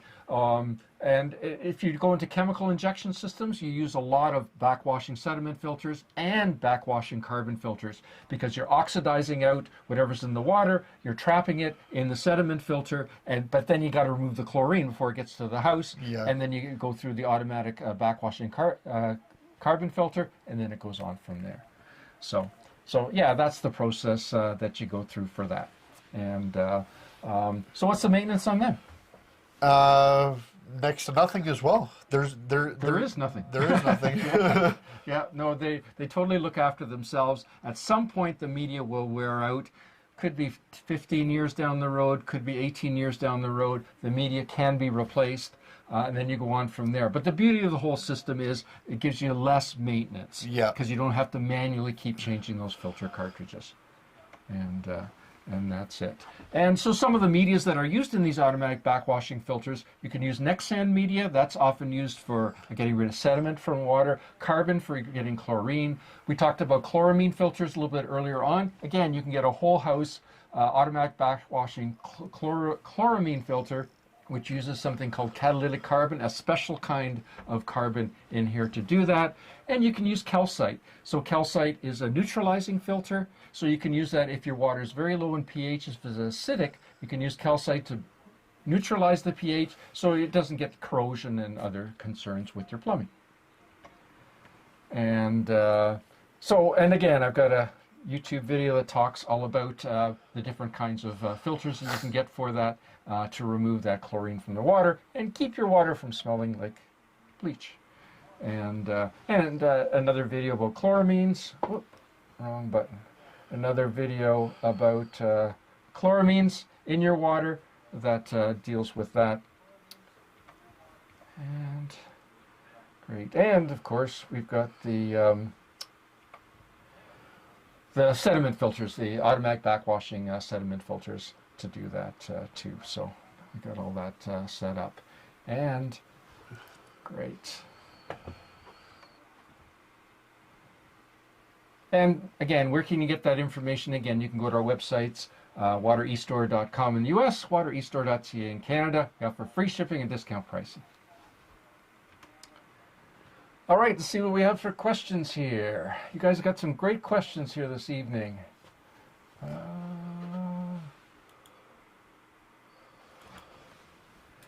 Will these live stream upload as a video on your website referral? Yeah, absolutely. In fact, once we're done here, it will already be there. I clean it up. It usually takes 2 days for YouTube to finish processing a 2-hour video, which what this is going to end up being. And I usually clean them up, usually on Saturday mornings, get rid of the intro and a few other little things to clean them up. But yeah, it'll be there, and you can check back anytime you want. Susan. Does the iron filter work for sediment, and does your canister filters go after the iron FOC before the house? For an FOC, it would be better to put the sediment filter before the FOC, and then the FOC, and then it goes on to the whole house. Different models are used different ways, but for FOC, that's the best way to do that. Great, thank you for those questions. Keep them coming. And yeah, so anyway, it looks like we're out of questions. I really appreciate everyone's participation here this evening, during this live stream. Thank you, Matthew, for participating. Thanks for having me. Yeah, that's great. And we have new videos every week, so definitely check out our YouTube channel. And again, if you want to subscribe, I definitely encourage you to do that and get more information. Live streams we basically do monthly. And thank you for watching. And again, thank you, Matthew, for participating. I really appreciate it. You're welcome. And we'll see you next time. Ciao.